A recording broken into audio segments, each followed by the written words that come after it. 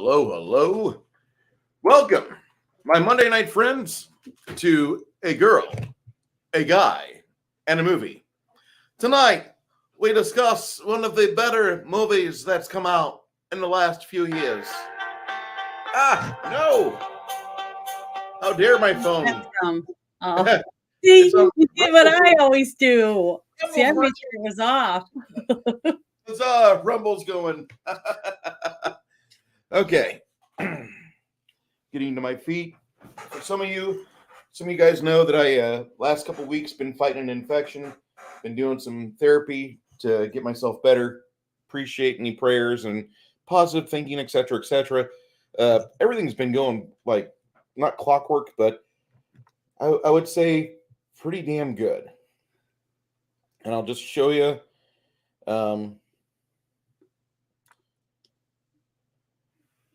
This was my foot about 2 weeks ago. I know this is kind of disgusting. You probably don't want to see it, but this is what I was fighting. I had about 150 bites of ants on my feet. Not cool. And then, let's see. Let me show. Today, come on, adjust, enhance. Wow. So I've got you can't really tell because of the contrast. I'm watching the monitors here, but I've got a vein poking up on my foot here. So it tells me that the swelling is mostly gone. Mostly. All right. Appreciate everybody being here tonight. Of course, we've got our series regulars, Flady One Gaming. Flady One, hello, sir. A Crafting Gamer. And Six Nation 31 Kings. And we also have a newcomer in our chat, Fuzzy Guy. How you doing, sir? Hail to you. Tonight, we discuss the wonderful movie, and I'm just going to preface this by saying I was impressed. We discussed a wonderful film called Nefarious. And I don't know if you have seen it yet. I don't know if you're aware this movie exists. But this is movie number 4 out of the Sean Patrick Flannery film celebration that Miss Janet from Another Planet wanted to illustrate because she has had a friendly social media relationship with this guy to where they've swapped emails, they've talked about things, they've been what? Go ahead. His book. And this movie looked really good. But when I started looking it up, I see nothing but hate. I see nothing but hatred for this film. And I'm like, this bears some investigation because if you guys are followers of our friend, the Salty Cracker, all hail Salty Army. If you follow the Salty Cracker, you know that when you're getting flack, you're over the target.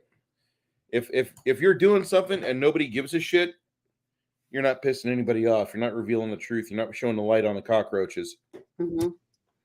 And along those lines,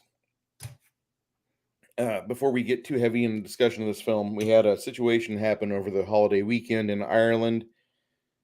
The prayers in my household have been going to people of Ireland that are Irish and the nationalist people that like Ireland to be Irish, to be the people that it's always been. I love you, you little inbreeding retarded alcoholics. I love you. You're part of my family. And I don't mean to say that in a horribly derogatory sense, but for crying out loud, if you've ever been there, you see that some of them have brittle bones or they have some serious birthing issues, etc. And they didn't need the global shitheads to shovel third world, turd world, as I call it, refugees with no skills into them in mass. And the young lady getting stabbed, the situations that happen in Ireland, that's all a symptom from when you have men abandoning their duty to protect their families and their loved ones and their homeland. Mm-hmm. Not that we aren't in remiss of that as well, but it really burns my ass to see somebody who's great like Conor McGregor say the truth and be like, this is war. And now Ireland and the EU and all those faggots and all those retards are out there saying, and by the way, we're not monetized. I don't give a shit. All those faggots and all those retards, all those useless cunts and cucks are going to run Conor McGregor through the ground. Mm-hmm. And I don't agree with that. The man said the truth.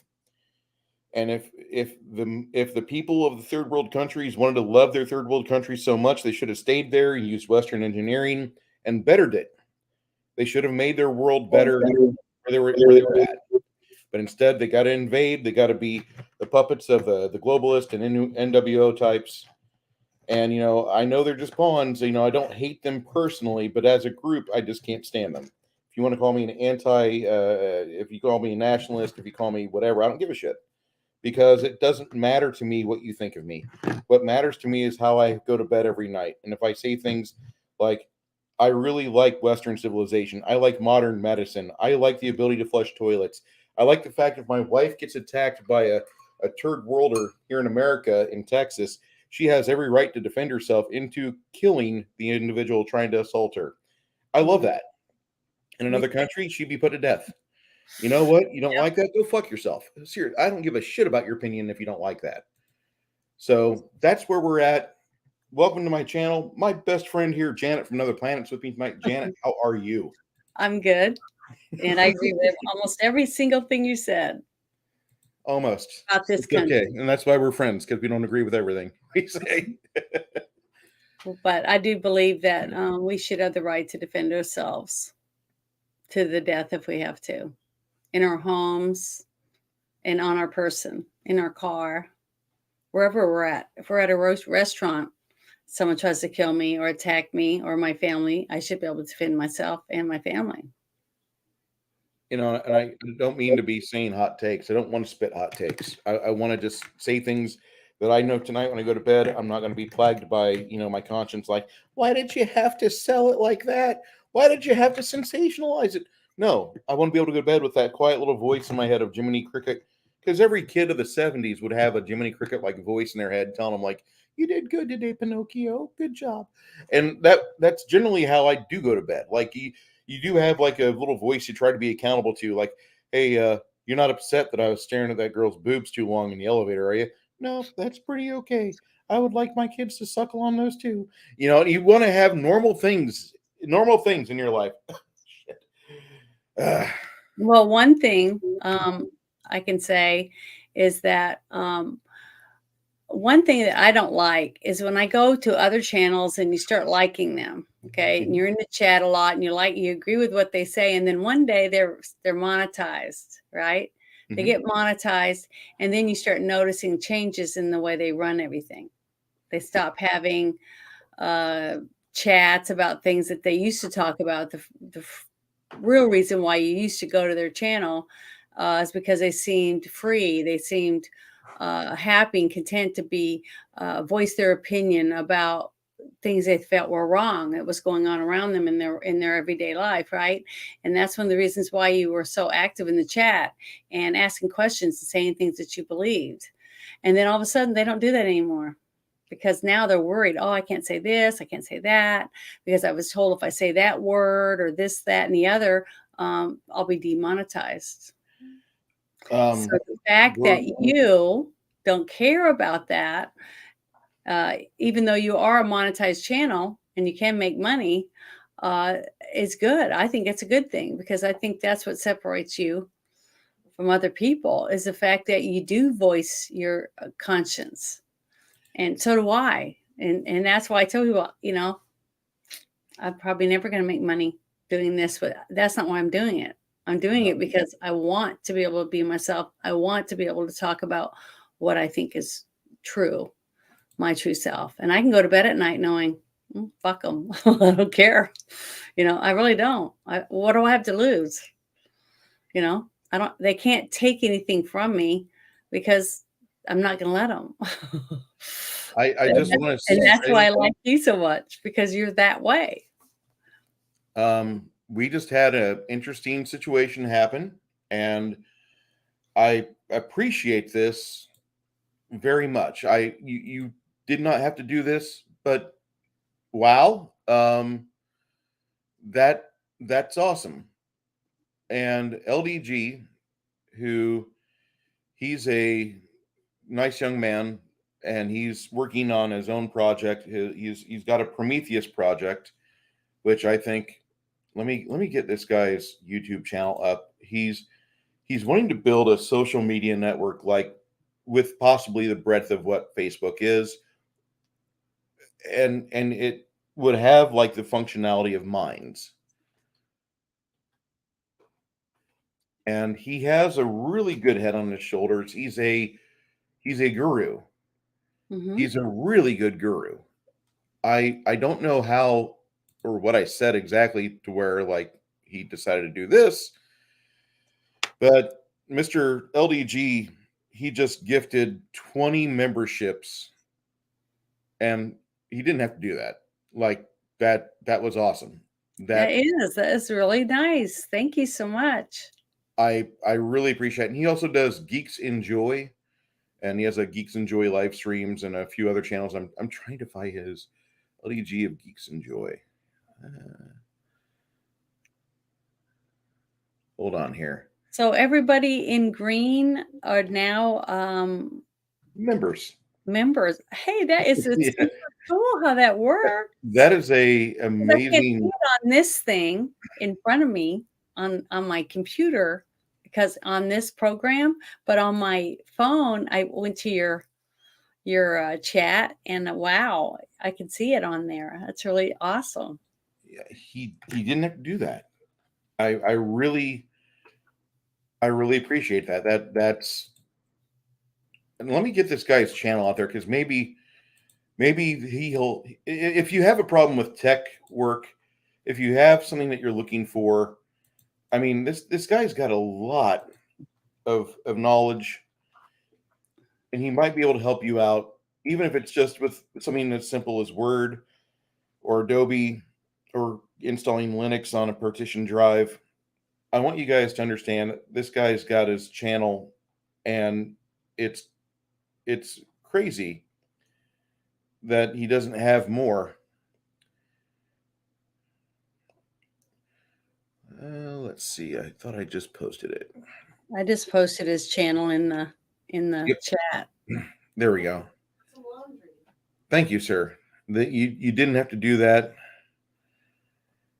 And I have a live stream scheduled. That address is what's going on. Check the description. Awesome. And wow, he's got an upcoming live stream with some new promotional content. Let me get that up here. I know you guys are like, Bruce, we want to hear this movie. Hold on. This guy just did me a solid. Not is it a life-changing solid? No, but this is like, an attaboy. I want to at least scratch his back a wee bit. Come on. Well, it's interesting that he did that. I mean, he must really like your channel. He says a longtime listener, which appreciate that. And Kronos agrees. I mean, he Hi, rocks. hi, Kronos. I gotta say hi. Should say hi to him. Low specs here. Low spec, how you liking that Half-Life 25th year anniversary update? Tree Rock Creations. Just LDG, free the net. Yeah, free the net, make Prometheus. Let's get rolling on that. I'd be happy to make that at least a browser, if not my OS. Cool. Janet, this Yeah. movie kind of hit you a little different, didn't it? Well, in the last couple years, I loved one of my family. I don't want to get emotional, but I might. So I hope everybody doesn't get upset with me. But it's been really hard. One of my nieces was molested, but more than molested. I mean, she was groomed for over almost, I guess, 2 years, but and forced to perform oral sex and other things for this person, a lot older, grown man that was her uncle. And I didn't realize exactly in my mind, visualize the things that she went through, okay, I didn't think about. I don't know. Maybe it's just because we ourselves don't put ourselves in that position to actually understand what the victims go through when it comes to sexual assault, molestation, things like that of a young child. We don't think about it that way. We just, I don't know why. We just don't. Even though I believed her and I was there for her as much as I could be for her parents. Um, but other people in my family didn't believe her. And that was really hard on me. It's still hard on me right now thinking about it. But today I got to go to court this morning and watch him be taken to go serve his 20 years that he pled out for 2 of the 4 counts that he was accused of because he didn't want to go to trial. So he took the coward's way out, basically. But he did it. And he'll be up for parole in 5 years. But it's a horrible thing that she went through. And when I watched this movie, it made me think about a lot of it because basically this story is about the decline of our world and what we allow to happen every day with the choices that we make that we say is freedom. Okay. And I believe in freedom. I believe a man and a woman should have the, equal rights to be able to both get the same job if they can do the job. I don't believe in lowering standards just for a fireman or a police officer or any of those things for a woman simply because you want women in the force. If someone's coming to my house to put out a fire and I'm unconscious in my bed and my other loved ones are unconscious because of smoke inhalation, I'd pray that a fireman that can come in and actually get us out, could lift us up and take us out, would be there to save us, not a woman that weighs 98 pounds that can't lift a person out of a bed. Okay. I wouldn't want that person to be a fireman. And I'm a woman. I was born a woman. So I have the right I could say that, without people saying, oh, she hates women or whatever. But that's how I believe.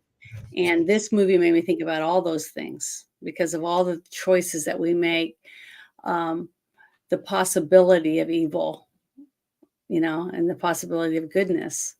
That's what this whole movie, to me, was all about. And I had never seen it until last night when we watched it. And it was really hard to watch, especially knowing that that I was going to go to court the next morning, hopefully that the person was going to show up. And that was what I was worried about, that he was going to be he was just going to take off and that we'd all be looking over our shoulder for who knows how long. Because he'd already threatened some people in my family that he was going to take him out.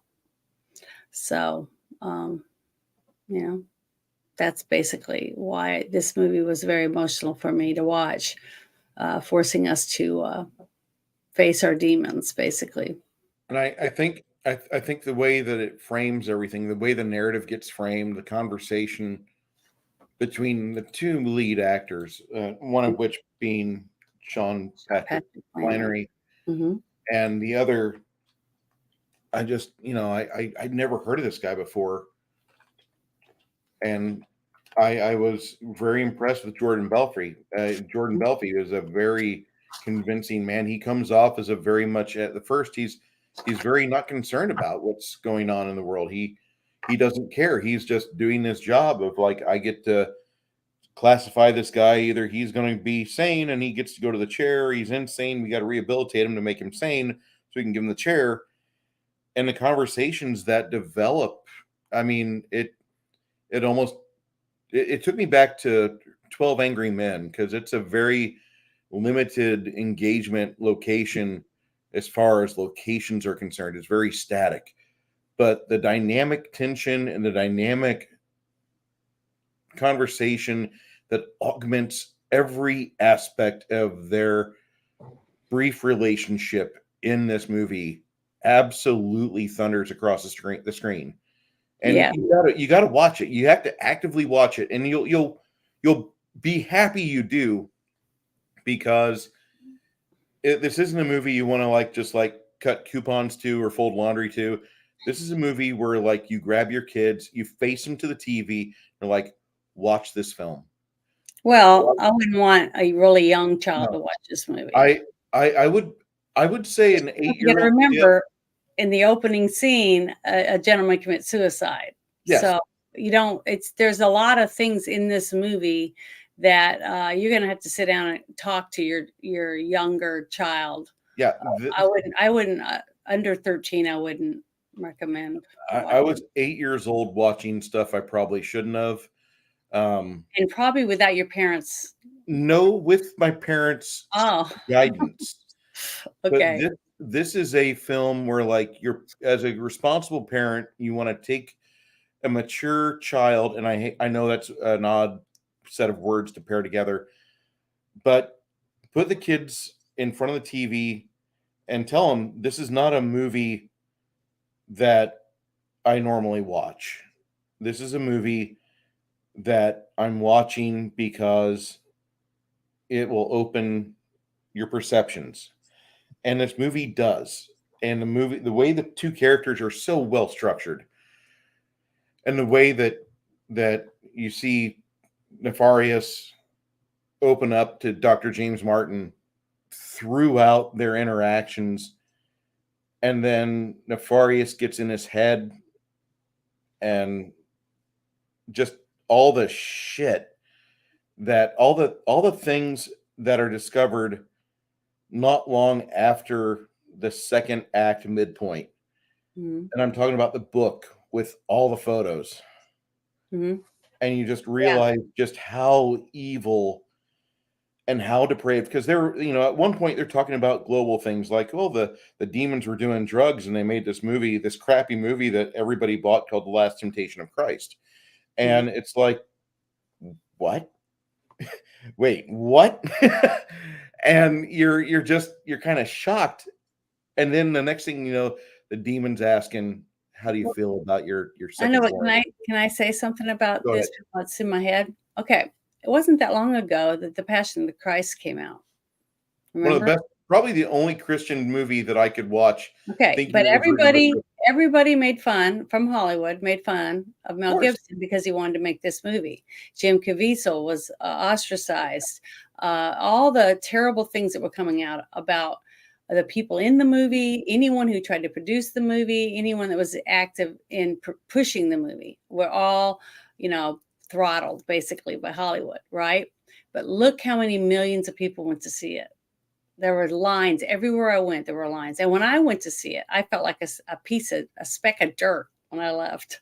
I felt like I didn't deserve to even breathe. It was so touching to me. It was so moving to me because I am a believer. Okay, but all the people who don't believe, and I wonder how many people's eyes it opened that did watch it. But how long ago was that when that movie came out? 2004. I've got Okay. a funny story Now about look at that that. movie, but I know, but I'll go. look, from 2004 till 2023, how far we've gone down. It's okay to have sex, anal sex in front of kids in a gay parade.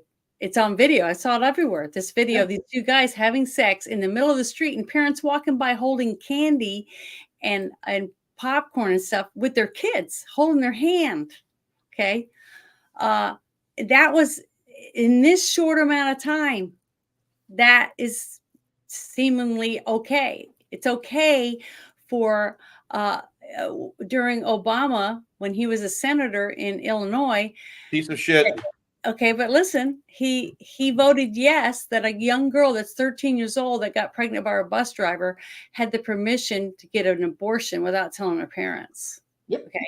All these things, if you go and look every day in the newspaper and online, all the horrible things that are being done to kids, okay, to children, being told this, that, and the other. Why would a child grow up today thinking that there is a God? If you don't have a parent that teaches you right and wrong, how do they know what's right and what's wrong? How do they know what's evil and what's good? Or why would they even believe in evil? Evil's just a word, just like Nazi's a word. right? I mean, Oh, basically, that's what people say. People call me a Nazi just because I don't agree with them because I'm a Christian. But Nazi's thrown around like it's nothing, you it's know, a today. punctuation piece. What are you talking about, Janet? So basically, this movie is trying to warn people that if we don't step back and look at what we're doing with our individual life and the choices that we're making right now as a person, as a human with a soul that was given the choice to either believe in God or not to believe in him, to serve him or not to serve him, which the angels didn't get. And that's basically my story. If you think about my story, Revelation, but it's about vampires and stuff. It's different. But the reason the devil makes vampires is to hurt God because he's mad that he was made as a slave and he was forced to have to do what he was told by God and to serve God and to worship God. And then God all of a sudden makes Adam and Eve and they can choose whether they want to be there or not be there. He didn't think that was right. So basically, the same concept is what's in this book, the Nefarious book. And what the movie was about was trying to show you that you can kill babies in the womb. You can do all these things. You can murder, maim, rape, drink, do drugs, do all these terrible things to the temple of God, which is your body, basically. And you have the right to do that because you have free will, right? This is how I Is know the that what we movie. want to do? Is that how we want to live? Yeah. You know, that's basically what this book or these books and this movie is trying to tell people, that to wake up and realize what you have and that you're destroying it right in front of yourself. And you look in the mirror, you're slowly destroying yourself and other people around you because you're not trying to learn anything. It's just satisfaction. What can I get right now? How can I get off today? You know, how much money can I make? How much money can I steal? How much money I can spend on whatever perversion I can find because I can snap my fingers, push a button, and I got whatever I want at my fingertips. Yeah. This Basically, that's how easy it is. this is how I know. This is exactly how I know this movie is over the target. When I go on to the um, referenced in portion and featured in portion on IMDb, IMDb absolutely loves the Fandom Menace because we are their favorite kid to bully at the beach. Yeah. We are the ones they want to kick sand in the face. Hmm. They want to get rid of our channels, just because there's people in the Phantom Menace that get views, and I might not, but I don't care. This is how we know we're over the target. Whenever they have shit like this mentioned, they talk about drunk 3PO, and then necrotic Mandalorian backlash, and they talk about this movie's talked about in the episode. This movie's talked about in the episode. Movie's talked about in the episode. You know, this one here, Young Ripa's chatting with Sean Patrick Flannery himself. This is the most important film I've ever made. That was an episode for him earlier this year. And this is how you know this movie's over the target, because this movie pissed off all of these people that want the same thing to continue on. They want to be pedophiles. They want to be in control. They want to be able to make your money just fall in their hands like manna from heaven. Hmm. This is how we know the movie's over the target. Yep. Very, very happy to see all of these people just absolutely butthurt. This is one of my favorite episodes I've ever watched from Matt Walsh. The entertainment industry is collapsing, thank God. This Hmm. is Matt Walsh is not my favorite podcaster. I'm not saying he's bad. He's really good, but he's not my favorite. There's others out there that provide me with the information along with all the laughs that I want. Mainly, I'm looking at you, Normal World, because aside from me and Janet, I think those three have the best, you know, cohesion and Remember though, chemistry in the the web. first time you Anyway, interviewed me and you mhm. had me as a guest on your channel, and then we talked a lot afterward, Yep. and we talked about things that I've done, you know, in the movies and different things that I've been in, promotional stuff I've been involved in, things like that. Yeah. And I told you that if we did it, that most of the stuff you probably wouldn't like. the movies I pick because I like independent movies. Sure. And the reason I like it is because I think Hollywood is no longer what Hollywood used to be. And they pick and do movies that suck because they're pushing their agenda. They're not trying to entertain people anymore. It's not what when a person sits down and writes a story, they're writing it from their imagination or a dream or a personal experience or something like that. Or they write a book or a short story or anything. It's a creative avenue for this person, and then they're trying to write it to where you, the reader, or the person who watches the movie, can visualize what they wanted to portray and wanted to tell the story, right?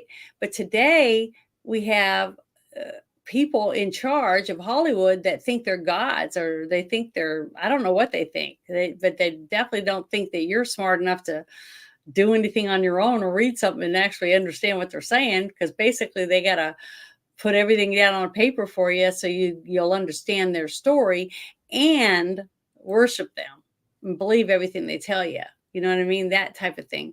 It's like they want to be your parent, okay? Because you're too stupid.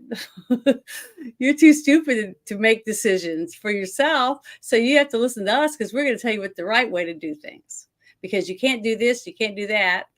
And they've made so many changes to the rules now that, if you're not black, you can't portray a black person. Even though you're light-skinned black, okay? You're not black enough. Or if you're blind, you can only be a blind person to play a blind person now in a movie.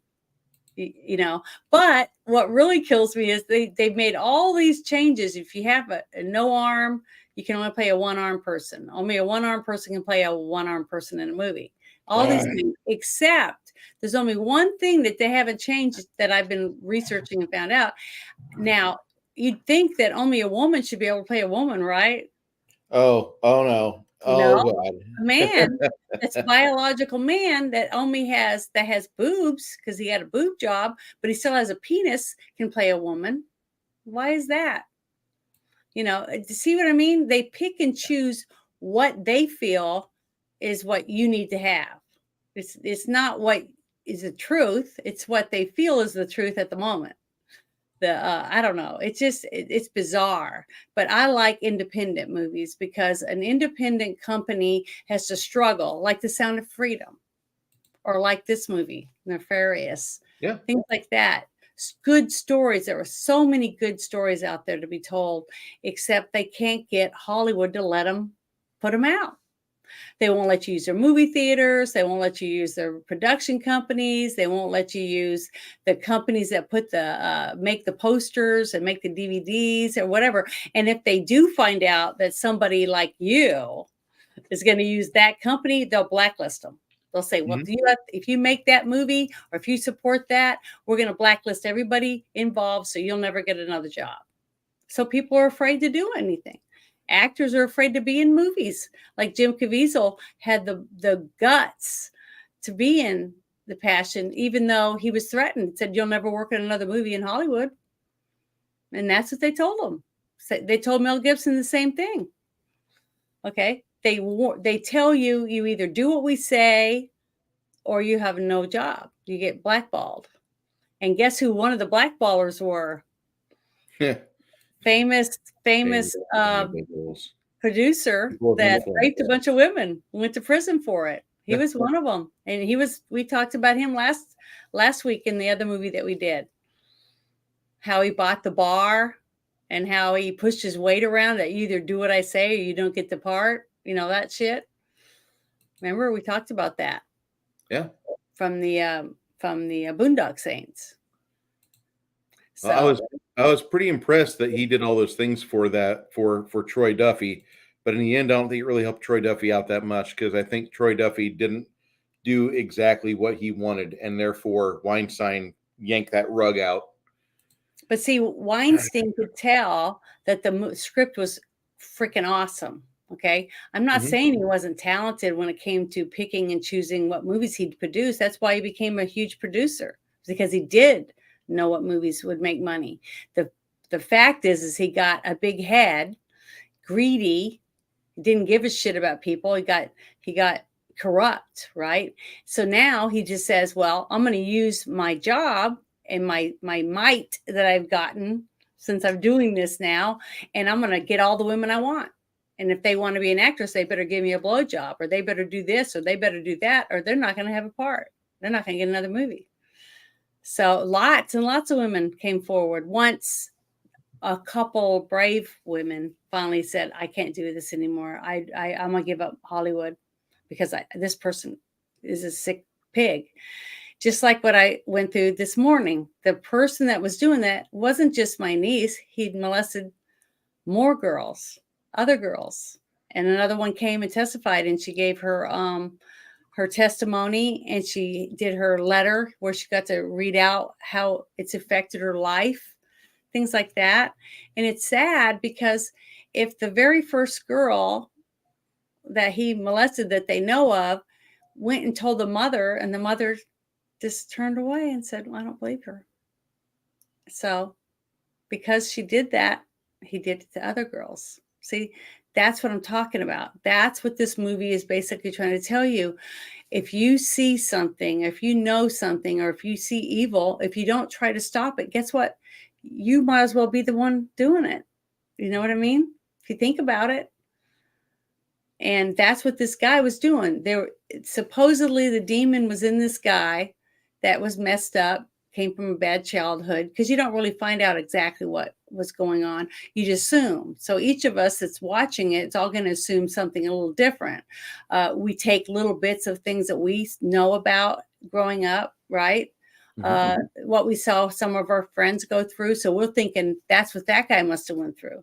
He must have been beaten. His dad might have been an alcoholic. His mom might have been a lush, or abuser, where she starved him and made him go in a closet or whatever. We don't know. We just made it up in our mind to try to fit why this guy would be a killer. Why is he in prison? He killed a bunch of people. Could he possibly have been so messed up that a demon could take him over? But you think about it, we have like Ted Bundy, okay? We had the Green River Killer, killed 40, 50 women. And nobody cared. Nobody ran around and tried to find him because he was killing prostitutes. Who cares? They're trash. No, they're trash. They're bottom tier. But the thing is, they were daughters. They were sisters. They were mothers. And nobody stood up for them.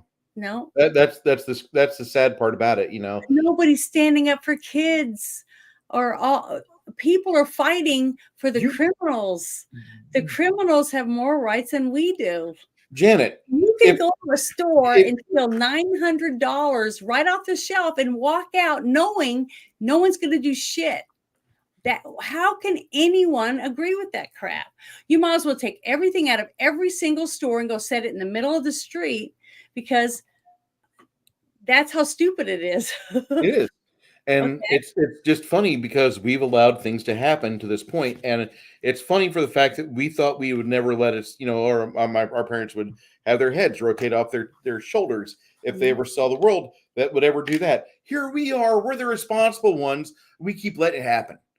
Oh, well, it'll be like this tomorrow. It'll get better. Just vote. Just vote them out of power.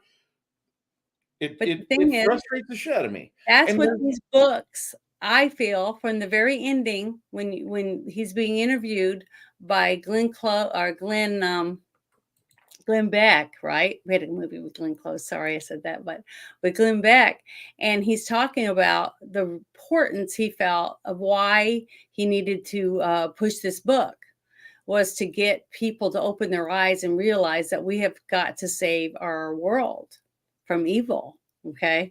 To start helping the children, helping the homeless, helping everyone that needs help. I mean, if you are capable of making one meal a week and taking it to someone you know is hungry, why wouldn't you want to do that?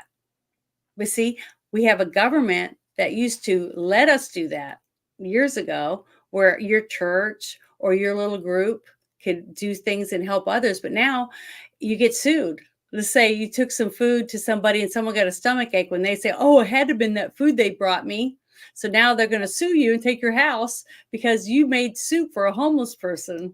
See, they've put so many rules and regulations on everything that people can't even work. Your church can't even donate. Your church can't even help people. You can't even donate stuff to the animal shelter because if that food makes a dog sick, they can sue you and take your house. The government has got so involved in everything. And this is not just in the United States. This isn't everywhere in the world. People are told, you can't do this, you can't do that, you can only do this. But the criminals can do anything they want. Okay. That's where we're messed up. We're starting to see how our choices have taken God out of everything. You can't say the Pledge of Allegiance because, it says in God, under God, stuff like that. Just they don't want God on our money because it's supposed to be a separation of church and state. It's sad because we're letting it happen. We let them take God out of everything because we were willing to say, well, we shouldn't push our point of view on anyone else, but they're pushing their point of view on us every day. Every day you turn around, like their point of view about how I have to accept that a gay person, okay, and I have gay friends. I have nothing wrong with it. Two grown men or two grown women want to be lovers. It's none of my business. They're adults. But when they start telling me I have to let a 13-year-old kid take hormones and cut his testicles off because his counselor told him at school that he wants to be a boy, that's bullshit. They're not even a psychotherapist. Okay. 20 years ago, a psychotherapist could tell you, well, you have gender dysphoria. So you look in the mirror and you think you're seeing the wrong sex because you feel in your soul or in your being that you should be a man when you're seeing a woman in there. So you got a problem. So what do? They make that person as an adult live as the opposite sex for so many years. And then they start saying, okay, since you did it for 2 years, we're going to now put you on hormones, or we're going to do this, we're going to do that, all through psychotherapy with a therapist, not a school counselor. Okay. So all this stuff is coming out in this book that they made into a movie. And it starts out with the guy jumping out the window, committing suicide. And then all of a sudden you see a brand new psychotherapist going in, and we find out after he's gone through all the rigmarole to make sure he's not trying to bring anything in, weapons or whatever, into the prison, that he's going to do a evaluation on this one guy that's supposed to be put to death for murder, right? And this guy, the warden's telling him, other people, they haven't been able to do it, that he's gotten away with it over and over again about not being executed simply because he gets the therapist to agree with him, because he talks him into it because he's so good at it. So that whole aspect of sitting there thinking, is that guy really possessed by a demon, or is he just a real nutcase that's really good at talking people that have been trained for so many years to be able to tell whether that person is a nutcase or they really believe that they're a demon. You see what I mean? Mm-hmm. So that whole concept makes you have to listen to what they're talking about. But what scared me and made it a very good thriller was the fact that he knew so much about this guy when there's no way he could have known all these things, because he didn't know he was the one that was supposed to show up. But all of a sudden he shows up and he knows that his wife or his girlfriend's about to go get an abortion. Things like that. That's what made it creepy. That's what made you start thinking about, could it be possible that someone could be possessed and cause them to do certain things against their will? You know what I mean? Just think about it. It's like I was talking about earlier. Someone, an older person, took advantage of a younger girl and got her to perform oral sex on him. Okay. Did he grab her by the head and force her to do it? She didn't scream. No one else in the house heard her screaming and fighting for herself. She did it by manipulation because she was groomed into doing it over time. Different things that they said, things that they did to make this person feel like they had to do it, even though they weren't tied up and forced, right? Mhm. So, why is that any different than what supposedly this person murdered these people because they thought they had a demon in them? What's the difference between those things? See, it makes you really think. And that's why I tell people you need to watch this movie, because if you're a believer or not a believer, it shouldn't matter. It's the whole idea of what this story is trying to tell you about society, and whether or not people can be made or manipulated into doing things against their will. And I believe that you can be, because people do it every day. In almost every aspect of life, we're doing things every day that we wouldn't normally have done, like swipe left, swipe right on a dating app. You go out on a date and you're kissing and making out with somebody, and you go farther and farther, even though in your heart you're saying, I don't want to do this, but you still do it because you feel like you're going to be they're going to make fun of you. They're going to be pointing the finger at you next week at school because you're chicken shit. You won't go through it. You won't smoke that cigarette. You won't smoke that joint. You won't shoot up, or you won't force yourself on that girl. You see what I mean? Mhm. Does any of this makes do you understand any of what I'm saying? I understand everything you're saying here. Okay, and that's what I'm talking about. That's what the whole concept to me, from me watching this movie, what it made me think about.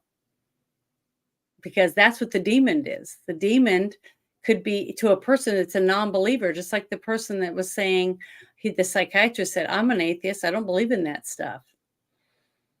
Okay. But he was believing something. He was believing that something was there, that maybe there was demons, or entities of some sort that had taken him over, because he felt like it was in him now. But instead of letting it win, when he realized he could hear the voice and he was freaking out and he grabbed the gun and he was going to commit suicide himself, they stopped him, but not the way that we think. Because when he said that when they checked the gun, the bullet had been struck 3 times by the firing pin, but the bullet didn't shoot him. So is that divine intervention? And if you take the time, you can find all kinds of miracles on the web. We have it at our fingertips to research these things, to find out miracles that have happened in the world, unexplained, because people can't explain it. But I might say it's a miracle because I saw it happen in front of me, and I believe that an angel did it, because I'm a Christian. So I'm easier to believe that it was an angel that intervened, right? Or a Right. demon that came in and did something horrible in front of me that I could see. But a person that's not a believer, that doesn't believe in that, would think it was some type of alien from outer space, or another dimension, that they fell into another dimension, or whatever it was. Somebody is going to believe something is some type of intervention that happened, depending on what your beliefs are.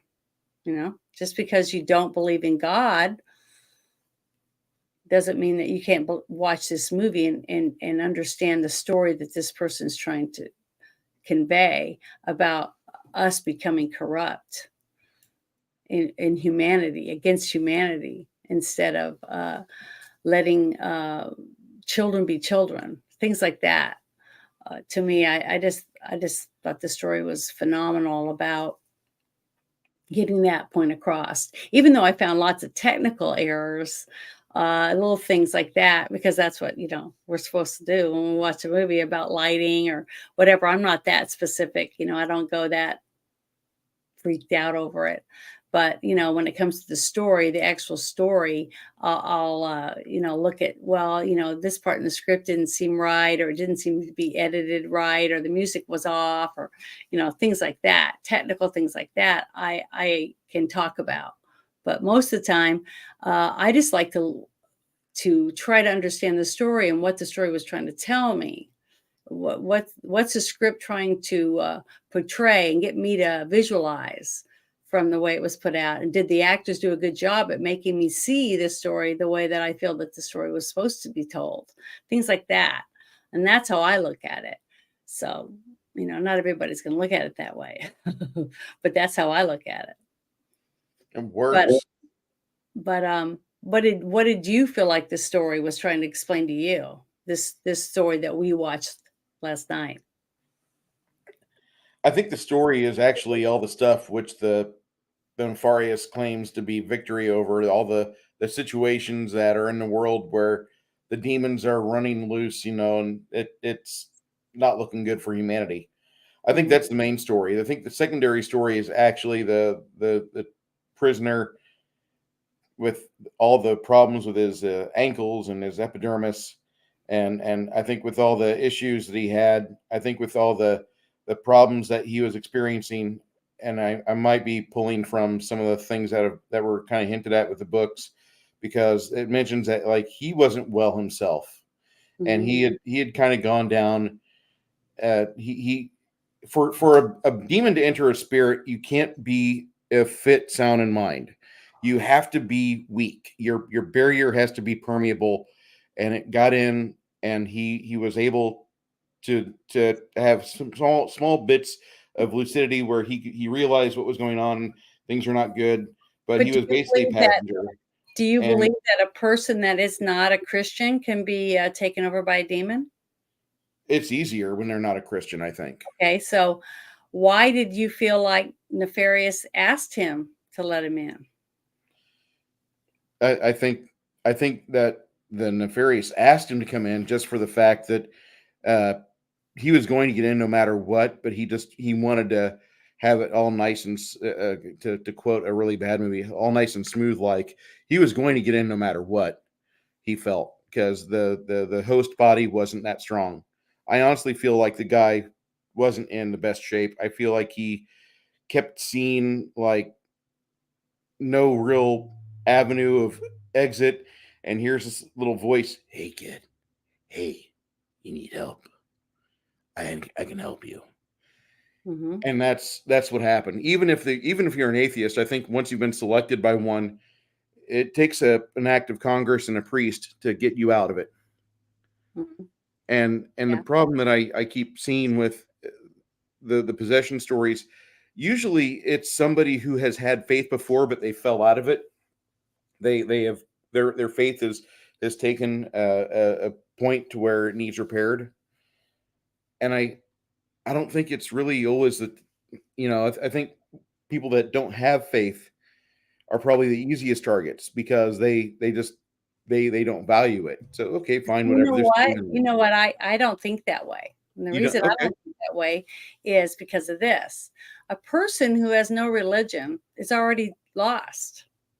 So there's no challenge for the demon. You know what I mean? The demon is like, we already know where they're ending up. You see what I mean?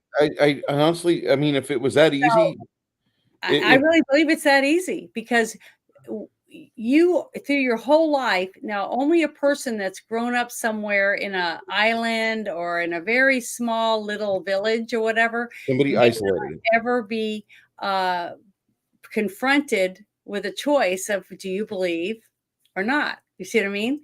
Mhm.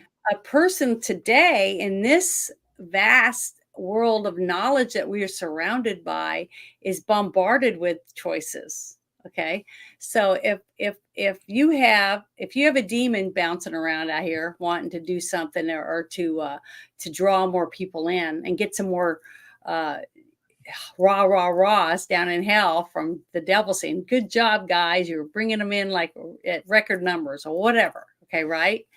Mhm. Okay. Well, what do you think is going to get more points? Just like when we watch Constantine, right? Mhm. Boy, the devil himself was just chomping at the bit to come up there and just waiting for the blood to draw enough to drain out of him to take his soul himself to hell, right? Of course. Why did he want him so bad? Why did the devil himself want Constantine so bad? He's a trophy.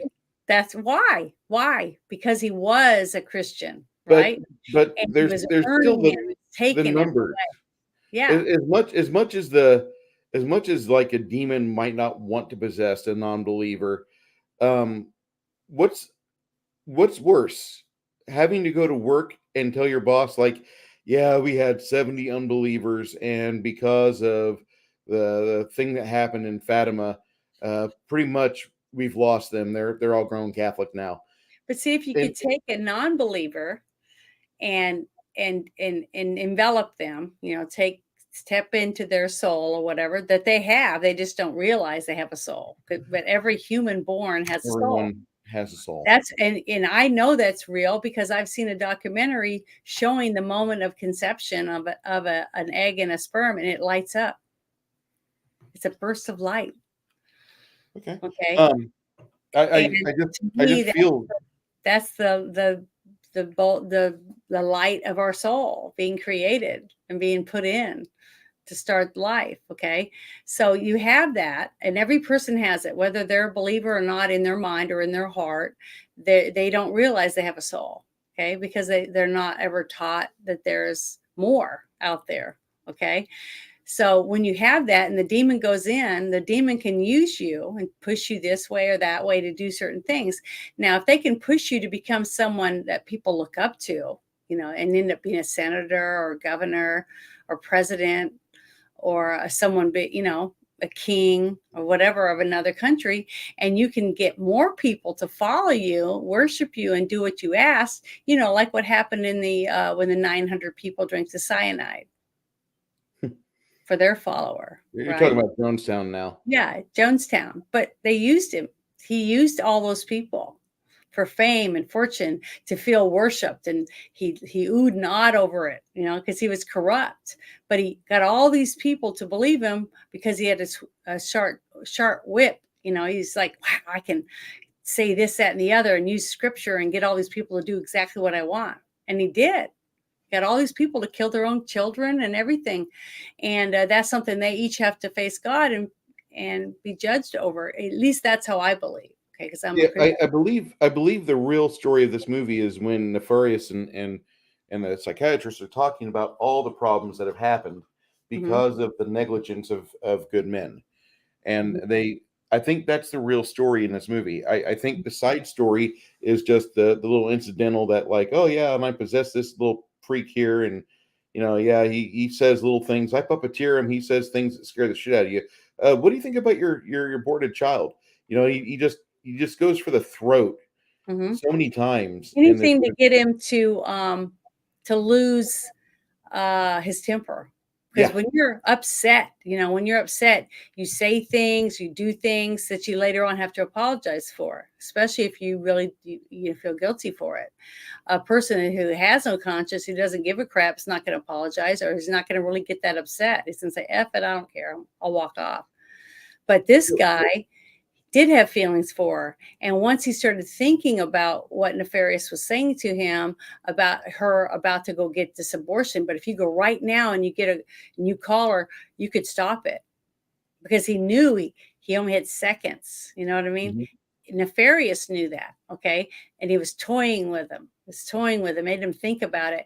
And then when he did think about it, and he went through all that work to get to her on the phone, and it was too late. He was devastated by it because he realized that what him and his girlfriend decided to do was not the right choice. They could have done something more, because if you're going to have sex with somebody, you're running the risk of making a baby, making another life, bringing a life. See, you already have the knowledge of that.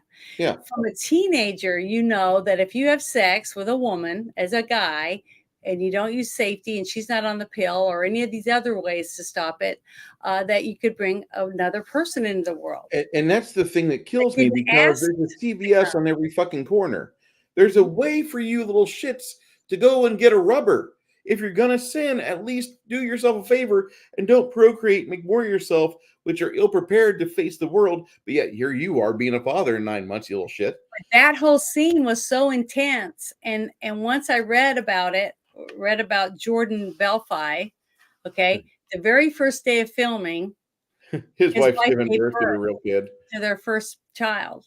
So he had emotional uh, things going on in his life as a first time father. and then have to do this whole scene as a character who was letting his girlfriend get an abortion because he didn't want to deal with it right now in his life. He was too busy. He had too many other things he had to do. He wasn't ready to get married or whatever. Okay. The thing is that almost every person I've ever talked to that's had a baby, it wasn't planned, even though they might have been married or maybe they weren't and they got married after the baby came. Things like Okay. that. Angels notwithstanding, Jesus was largely an unplanned child. Okay. I just want to say that. Mhm. Yeah, and but see that's what I'm talking about. It's things like that that for some it's the inconvenience to your life. Okay. Okay. So it's easy to just take a pill or go to the doctor, get rid of it because it's just an it. See, they don't want to put an emphasis on it that it's life. It's another life that has a soul. Okay. So they do that on purpose because it makes you not feel guilty. And if you don't feel guilty, then you just keep going out and doing it. And guess what? That doctor just makes lots of money because more and more people are coming in to take care of business. Because if they just wore a condom or they just didn't have sex, they just waited until they were married, you wouldn't have that problem either.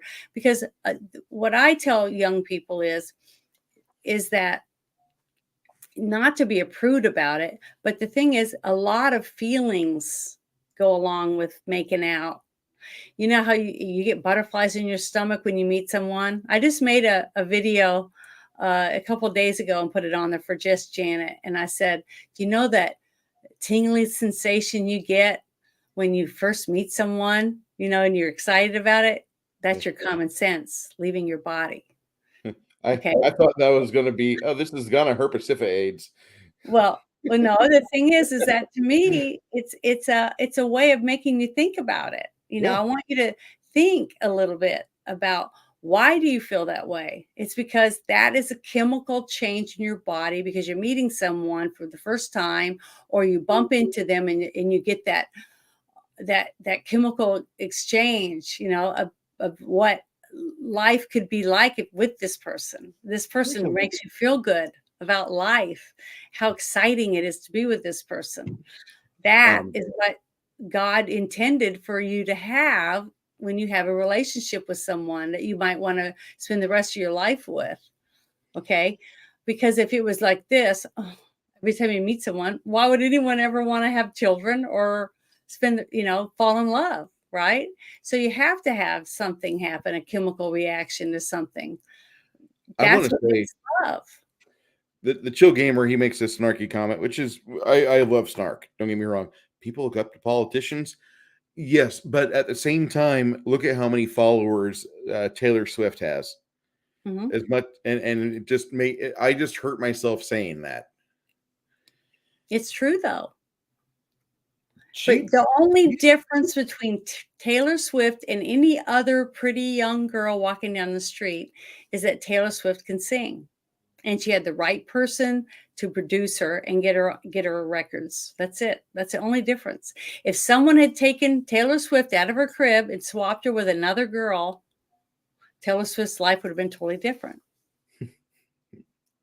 That's how simple it is. um, I don't want to. My brain's already going like in somewhere in Africa, and there's a little basket going upriver with a little child in it. Oh Uh-huh. god. Okay.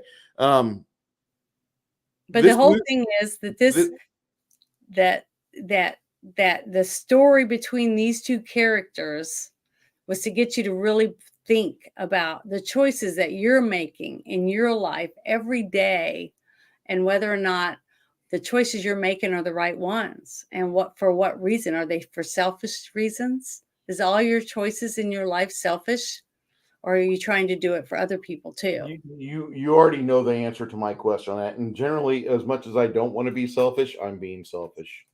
And that's, I think most of us will actually, I would have most of my friends come over on my side. I'm not saying my side versus another side, but most of my friends do Mhm. try to do things the right way. But when it comes down to it, like, listen, I'm just trying to provide for my family, or I'm just trying to buy this house, or I need to pay my car note and my truck note. Mhm. And They do things like that, and they make small what do they call it? Small constellations where they know they could do something differently. It might be a little harder. It might cost you another couple days in this paycheck, or it might be an extra 10 hours of work you don't want to do. Mhm. But instead, we do something that in the short term, it's not bad. In the long term, probably could have done something better. Like most of us right now, I'm going to say, are probably underpaid, but most of us do not do the work to see if there's another vendor or employer out there that wants the services we have to better our immediate home and environment. Most of us are very comfortable, and we're not going to try to jump out of our current path until something literally hits the fan and destroys it. This Yep. this is an this movie, it illustrates it on so many different levels, where you have the demon showing Belfi, and I forget the guy's name, it so many times Dr. where Martin. he yeah, Dr. Martin is trying to just get a rationale, or just give me something so I can get the paperwork done, and either we can send you to the chair or we can go and rehabilitate you. And the demon just belts out some other jaw-dropping statement. Mm. And there's so many times where that happens, where you're not realizing the moves that had to be planned beforehand for that victory condition to be bragged about. Mhm. And that's where we're at right now. It is a war. It's a spiritual warfare, and we've already pretty much lost. We're not going to be able to save most of the people we care for. Saving ourselves spiritually is going to be an endeavor. And that's one thing this movie and the book that accompanies it hammers home relentlessly. Mhm. I'm very But see, did it I turn you off at the very end when it was, after he they jump on him and they stop him from committing suicide, right? yeah, In that real intense scene after you've seen them jerking around on the electric chair, because he told him it's gonna take more than one try to get rid of this guy, you know? yeah, And he said all these things before, and then he's sitting there watching it, and I kept saying, don't go. I was telling myself, for him not to go to the execution, because as soon as his soul or the demon leaves that body, he's going to go into his body because he's there. And he told him, sure, come on in, even though the demon could go anywhere and go in his body, right? But I was emotional, and that's what I was thinking about, to protect himself from being taken in, because he said, sure, you can come in my body if that's what you want, agreeing with him because he didn't believe in any of that stuff. So the fact that he felt like he had been taken over by him, and that he was trying to, when he was talking to Glenn Beck in this interview at the end of the movie, um, to that he was trying to get people to see it the other way. He's wanting to see that it was a mistake, that you need to fight against these bad people and these bad choices, and to help save humanity. But a lot of people, from what I remember when the movie first came out, wasn't so much that the movie wasn't good. It was the fact that, oh, it's a Christian movie. It's just trying to bash you if you're not a Christian. This is the kind of stuff that I heard about it. And then they also said, oh, well, Glenn Beck's in it, so that shows you how crappy it's going to be, stuff like that. So it was like, if you were a non-believer, they told you, don't go see it because you're not going to like it. They didn't and care whether or not, if you believed or not. It was because, to me, I don't, just because I'm a Christian isn't why I think the movie was good or why I believed in it. Because I'm trying to look at it as just being a movie. And you don't have to be someone who believes in Jesus. You could be a Muslim, you could be a Buddhist, or an atheist, or anything, I think, and watch this movie and still believe that humanity needs to save itself from corruption, you know?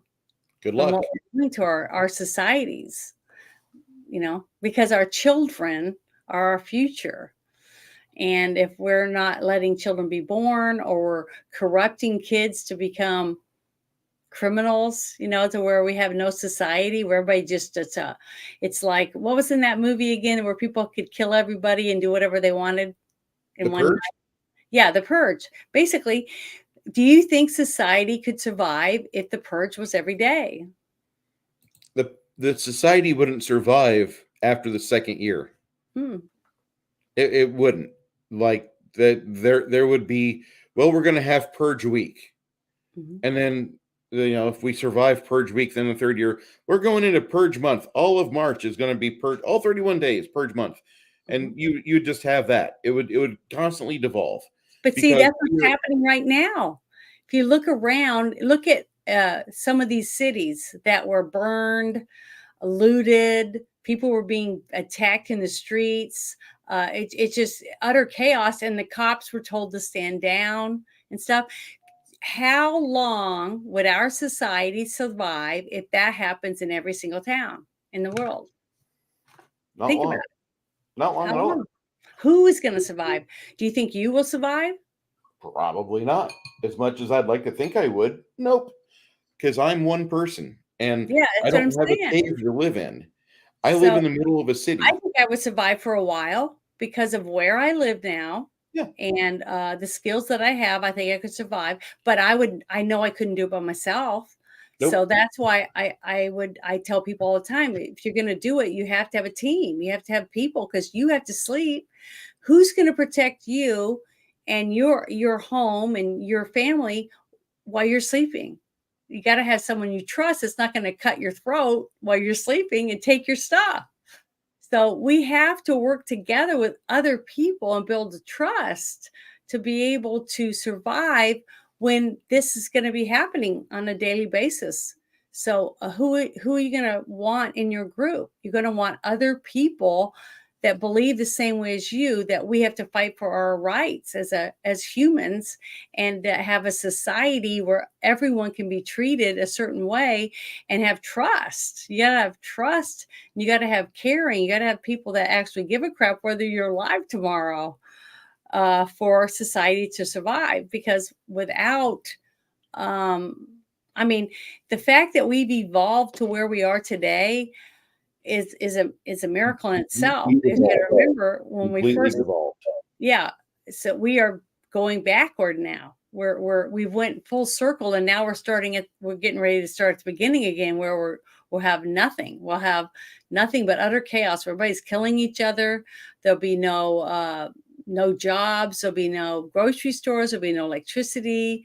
There'll be nothing. We'll be basically caveman like again, where everybody just takes what they want and kills whoever they don't like. Just get rid of them. Let's take care of everyone. And it's going to be my kingdom. I'm going to be the king, and these are going to be all my wives. You know, and if somebody comes along that I don't agree with, I'll just kill them. I'll just hit them over the head with this brick, or this spear, or whatever it is, and that will be society again. And if the woman can get close enough and take them out, then maybe a woman will be the ruler. You see what I mean? It's Mhm. all going to be on who's able to take out the leader.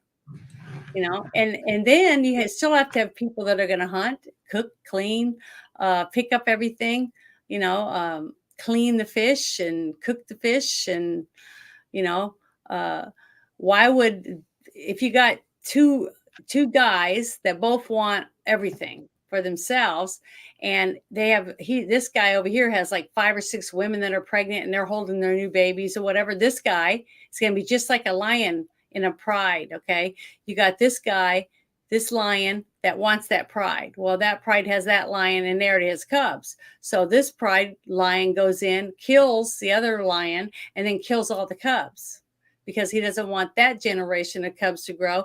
And now all the new female lions who lost their cubs will go back into estrus, and now he's going to have babies. See, that's wild. That's in the wild. That's how lions rule the jungle. And basically, that's basically where we're going to end up if we don't do something to take back humanity and start fighting for where are we going to be in 100 years? Are we going to be just a bunch of animals killing each other in the street and just taking the women that we want and keeping the kids that we decide we want to keep?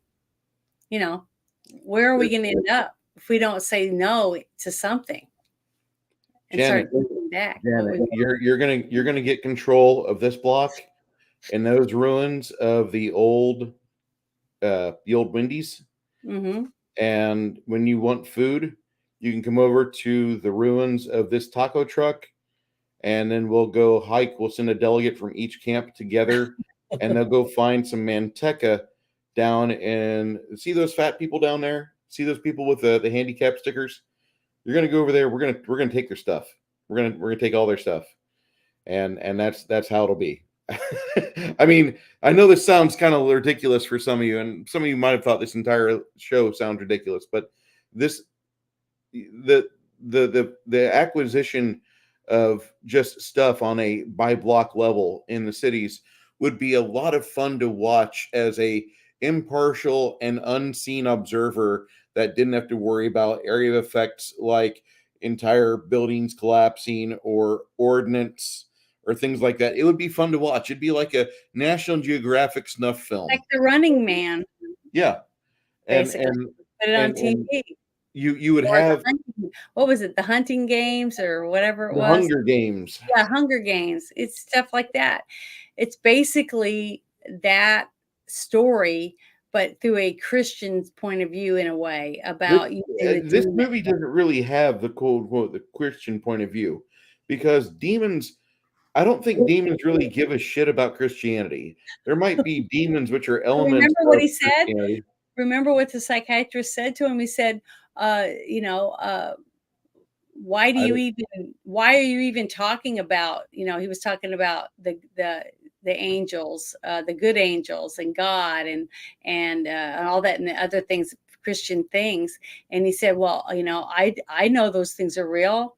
That's why I'm here. Because he was cast out because he yeah, didn't agree. Okay. So, and that my father, which was Satan, basically, is the reason I'm here and why I'm doing these things to help our side have more. And he said, there is more. There's more of us than there is of his army. His army is going to be way littler than ours because there's more of us ready to do whatever we got to do to win.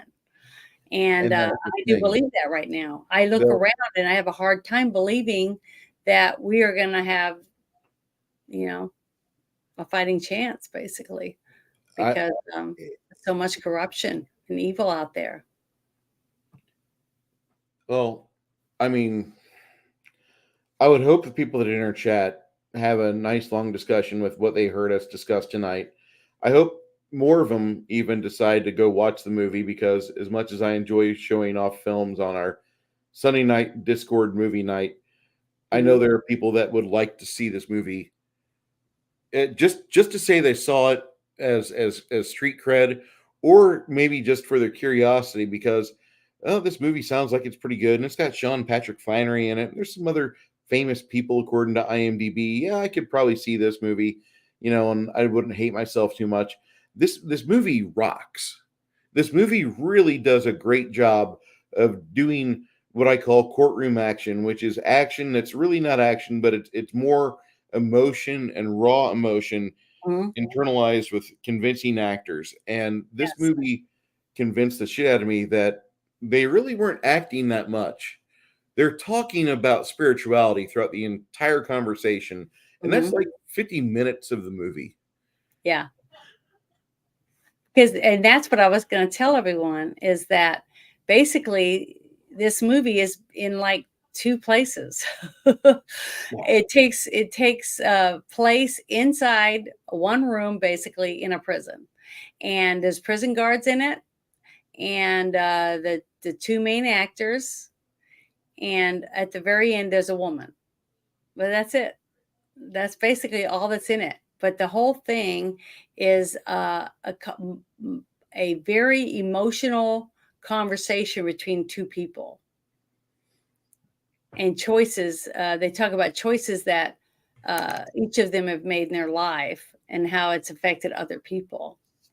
And would you do something to change it if you could?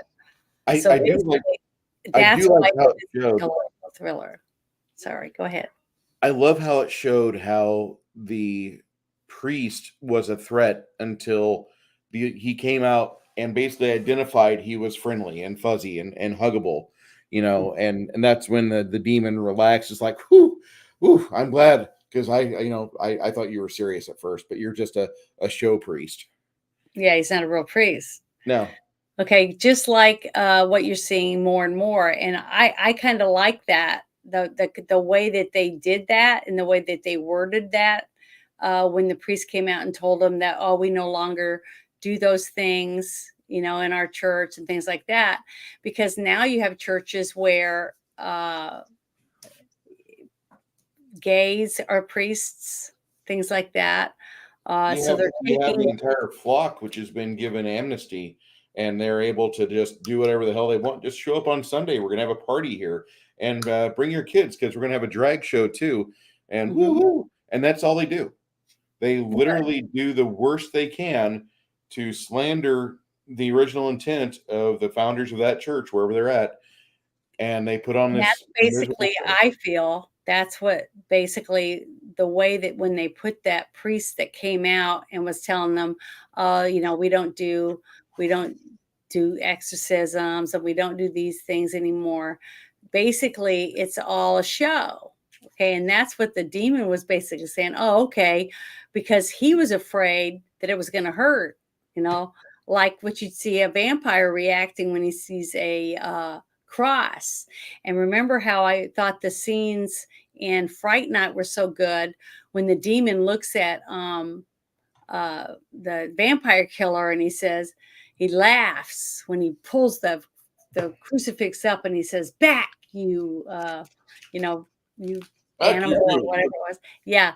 And he starts laughing and he grabs the cross with his bare hand, the vampire, and says, "You have to have faith for that to work on me." So basically, it's that same concept when the demon sees the priest, because he's realizing when he talks to the priest that this isn't really a priest. He doesn't have the faith that he needs to take someone down like me, type of thing. That's why all the demons were petrified of Constantine, even though Constantine had tried to commit suicide, right? So he was not going to be welcome in heaven, okay, because of his religion. That he believed that he was not going to be welcome because he did try to commit suicide. He was now going to go to hell. So no matter what he did and what he did while the rest of the time he was alive, that basically he was not going to earn his way into heaven, right? So basically, that's what I felt that whole character was telling me watching the movie, was that basically, you know, churches aren't really doing their part. They never have. I Pastors mean, and I will and say ca- that. priests were not doing their part at saving their flock anymore, because now they're coddling their flock. It's okay if you're gay. It's okay if you want to change genders. It's okay if you cut off your balls. It's okay if you molest kids. It's okay if you do this, because all you got to do is come to me as the priest and say, I've sinned. What can I do? Oh, we'll say these many Hail Marys and blah, blah, blah, and you're all right. Stepping in where they should be praying to God, please God, and asking for forgiveness the right way, instead of going to their priest and saying whatever to get, a little applaud. Oh, thank you for coming to church, whatever type of thing. So that's what I took from it. I don't know how anyone else would see it, but I think anyone that comes and watches this should want to watch it simply for the fact to find out what they got from it. What story came out in your head as you watch this and listen to these two gentlemen battle it out, as to figure out where they belonged in the world and what was their choice, and what choices would you make personally to change things around you? You know, Would it have to be with religion? Or was it because you just believe in humanity? What is it that you take from this movie? That's why I would tell people to watch it, simply for the fact, whether you are a believer or a non-believer, what is it you feel that this story is trying to say to you as an individual, as a human being? What is it compelling you to think about? What choices would you change in your life now that you've seen this, in this point of view, that this supposed demon was trying to get this psychiatrist to think? But he was right.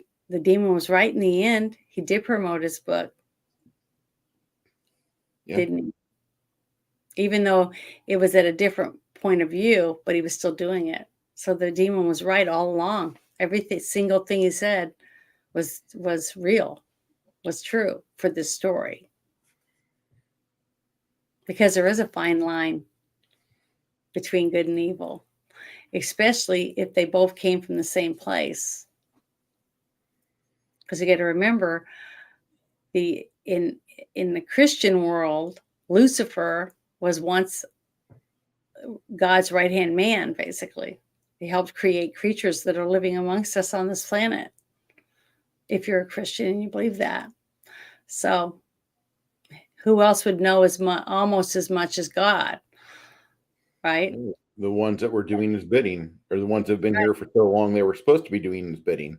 Yeah. But instead, some of them got greedy. Some of them heard what They were jealous. Lucifer said, and they got jealous. They got furious. You and me, because we were given a choice to either do it or not. We weren't made simply to do it for God, Just like he said, we were treated as slaves. We were made to have to do this and do that, all for him, for his glory, but not for ourselves.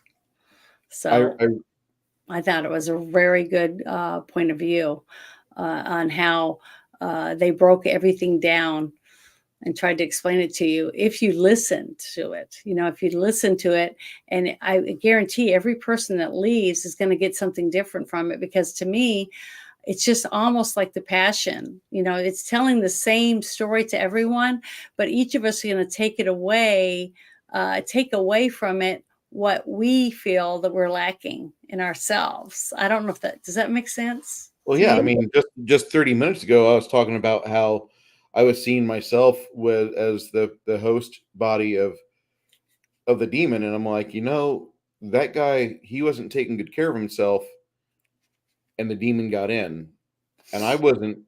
Like, I'm one of the worst caretakers of my own self. Like, I for 2 weeks I walked around on a foot that I knew was infected by something, until I saw a doctor 2 Fridays ago. The doc says, "How long has that foot been like that?" "It's the size of a grapefruit." "Oh, well, about 2 weeks. I stepped on an ant nest and we had about 150 bites." Mm-hmm. "You realize that's cellulitis?" "Shit." "Okay, do I have your attention?" "Yes, doc. What do I need to do?" Mm-hmm. And a lot of us need a wake-up call. And maybe this comes off as too preachy to you guys, but how many of us have the ability to go get involved with our town or our school board and go and start fixing the problems that are otherwise going to get perpetuated and ran away with to the bank, and they're going to ruin your little acre that you love so much? Mm-hmm.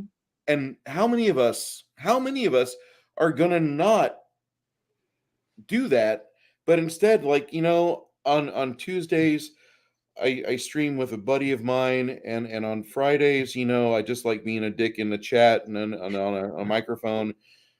But how many of us are actually going to go and try to get involved with our neighbors and try to fix the things within our arm's reach? Because that's what people do that have the providence to do so. Mm-hmm.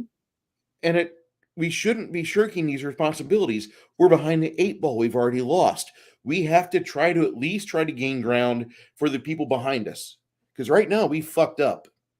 We fucked up long ago. And we practiced apathy in the 90s. My generation, Gen X, I love you, but we really screwed up. And there were so many notices and stories and articles in Time and Newsweek and all these other garbage locations, and they were talking about how there was nothing to protest.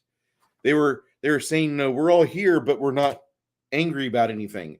There's nothing for us to get excited about.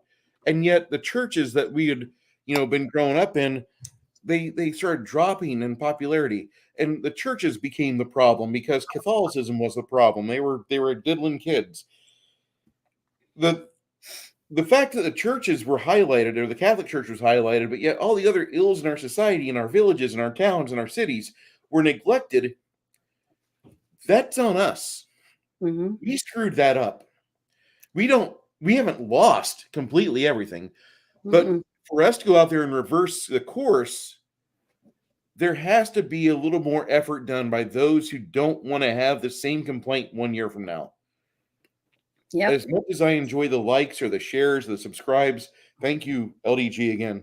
As much as I enjoy that, I would really much rather be able to say, like, when I was 48, I thought we were staring at, the brink of the end of Western civilization, but thankfully we didn't.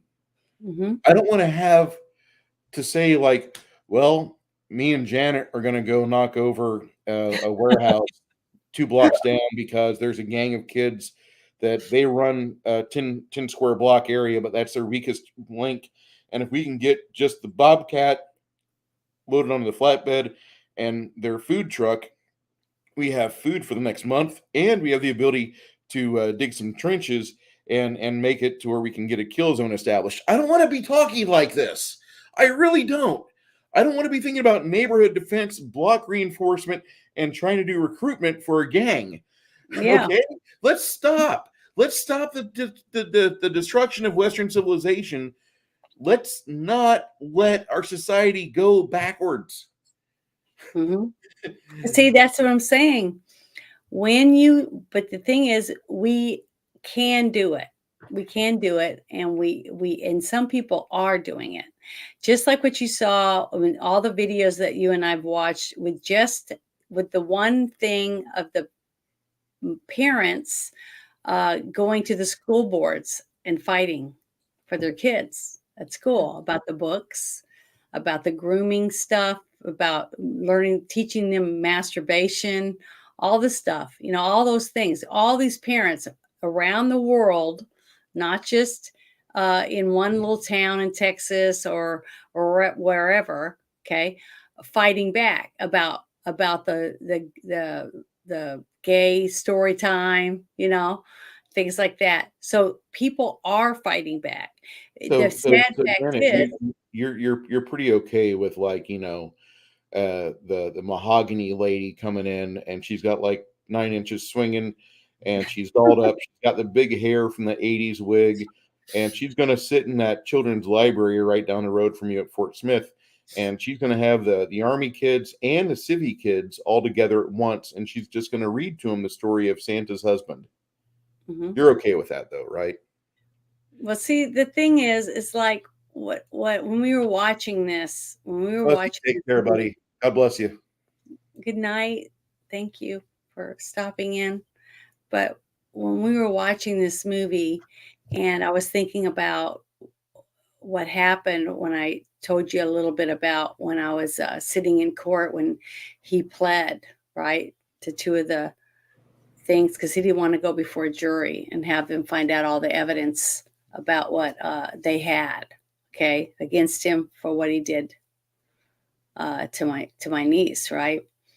But I try not to get emotional about it. But when I was listening to this and he was talking to him about the choices that he had and that when it came to the child about calling his girlfriend, and because he was selfish and didn't want to give up his job and didn't want to commit, because if he got rid of this girl he could have another one waiting in the wings, but he wasn't going to get rid of this one yet because he was thinking about breaking up with her because he was getting tired of her, blah blah blah. But then she got pregnant, now he's got to get rid of it. And this is what he's saying to him the whole time. And all I could think about was how corrupt things are going on in our world right now, and how a little 9-year-old girl could look up at a man while he's forcing her to give him a blowjob, and how she could look and how abandoned and lonely she must have been at that moment when that's happened to her.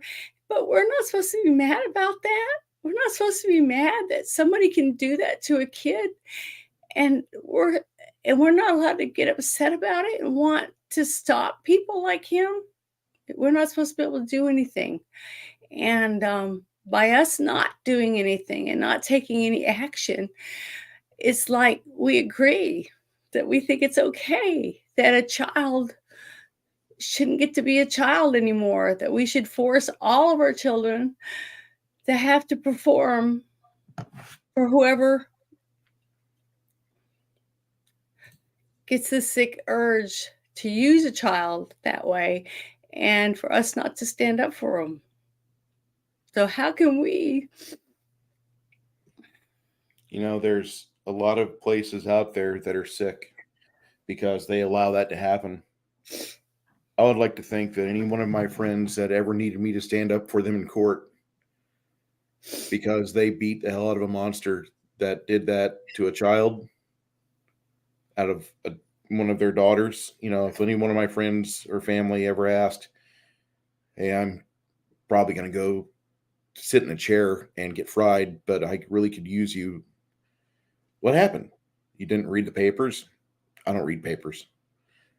Bruce, my daughter, my son was forced to perform a sexual act because an adult told them to. And I made that person past tense. So I'm probably going to get the chair because of the district attorney is one of some big political bigwig guy. If you want to say, oh, Bruce is just talking bad about George Soros DAs, fine, I am. But probably if you're in an area that's overpopulated, you're not going to be thought of very well for doing the right thing, for defending a child. Call me. I'll do what I can for you. I know that sounds stupid, but I mean, I would hope my friends or family would ask, help me. Thing is, that's why I wanted to go. I wanted to be there. I wanted to show my support, and my only way of being able to do that was to be there and watch this person and show this person that now I see him for what he really is. And everyone in this courtroom sees you for what you are. You're an animal, you're a pig. You don't deserve to walk amongst the rest of us because we actually care about what happens to children, and the district attorney and the judge, I thought were just phenomenal. And I was thankful that they were willing to sit and listen to this girl and other girls tell their stories, older now, but that had happened to them, to make sure this person was put in jail for what they did. And I got to see that today. So I got to see justice. And then I got a letter on Friday that I'm going to be serving jury duty. So I'm going to get to maybe give some justice to another family. But I don't know what I'll be asked to do. But the thing is that that's how you and me can fight. Okay. And what was sad to me too, on top of this, was I got on Twitter and I posted, I just got stuff that says I'm supposed to serve jury duty. And then I had 5 or 6 people out of hundreds that said, you should do it, do your duty, all this type of thing, which is exactly what I said. Okay. That I'm going to do it. I'm going to fill out the paperwork and submit it, and either they'll like me or they won't, because I'm going to be honest and tell them the truth of, whatever questions they ask me. And because that's what I believe I should do. But so many people said, I can help you. I'll tell you what to do to get out of it. Everybody, hundreds of people telling me how to get out of jury duty. That's why we are where we are. in society is because people want to shirk responsibility and pawn it on someone else. Just think about it. If you were accused of a crime, of doing something really bad to someone, and nobody wanted to defend you, not one person, even if they saw what happened and they knew that you weren't the one, and they still said, it's not my problem. Where would you be? Where are we all going to be when nobody wants to step in and do what's right and tell the truth? We're all going to be screwed. That's where we are right now. We have people running our cities, running our school boards, being parents, making decisions for your children as teachers. They don't give a shit. Worse, they have no moral compass. And I'm not saying that we need to run around like Miss Manners, but when it comes to how your kids are raised, I think you I think whenever you get older, I think whenever your body starts to fail you, I think you're really going to wish you'd treated your kids a little bit better. And I'm not saying spoil your kids. I'm going to say, like, by showing your kids discipline, by showing your kids you care, and getting on, getting involved with them, helping drive like a whole bunch of them to their softball practice, or taking them, across like county lines to go take care of a school meeting, or a school sports event. You want to have your kids not be your enemy when you're in your older age. I've seen this happen with family members where they Mhm. didn't treat their daughters right, and it took them till like post death when the daughter finally was like, "Wow, I really should have listened, and I should have, been a better person to my mom or my father."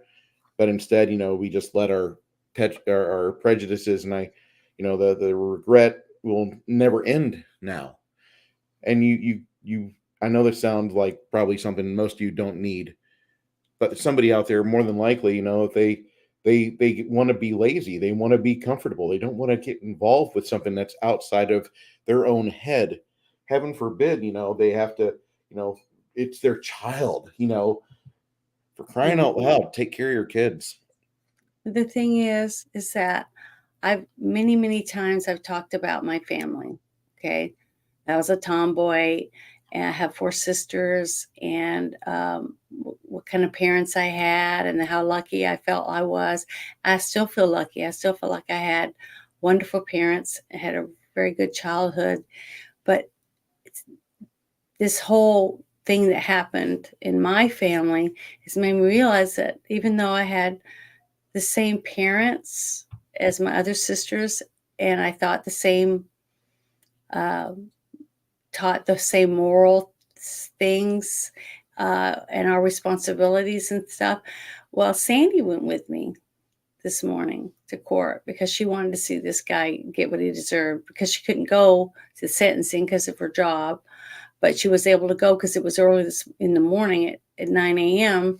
and she didn't have to take off from work or anything. So she was able to be there, and she was not happy when she realized that he only got convicted of 2 things, that he only had to plea what he got, and she didn't think it was enough. Okay, she didn't think when she got to, because I had all the paperwork and stuff, and I let her read all the stuff the district attorney gave us, and what had happened and what they were going to use the evidence and all that stuff. And it was really hard, but the fact that her grandmother um, didn't believe her, still doesn't, and wasn't there, and it's not supportive of what we believe, what I believe, um, is caused a lot of problems in what I thought was a close family, but it's not. It's not. It's just hard when you realize that you live in a life, if you think you're doing the right things, but the rest of your family isn't the same. They don't believe in the same things that you do. That's a hard thing. And that's why I think everyone should watch this movie, because it'll really make you realize what you have to lose if we don't fight for what we have today. Sorry. It's okay. Um, the movie hit you pretty hard because I mean it spoke to you on a lot of different levels. It's obviously a really good film. I know that sounds like I'm biased. I'm going to give a good rating. You bet your ass I will. It this is one of the films that I don't really like preachy movies. Even when Passion of the Christ came out, I still managed to get kicked out of a theater because I squirted somebody with a ketchup bottle. When you're 29, 28, you're an asshole. Um, but people with you know just because somebody's an adult doesn't mean they've got their life figured out. And there's still a lot of us that we don't better ourselves. We at least try to hone each other. We try to make sure that we talk to each other. I mean, I think that's why guys are dicks to each other.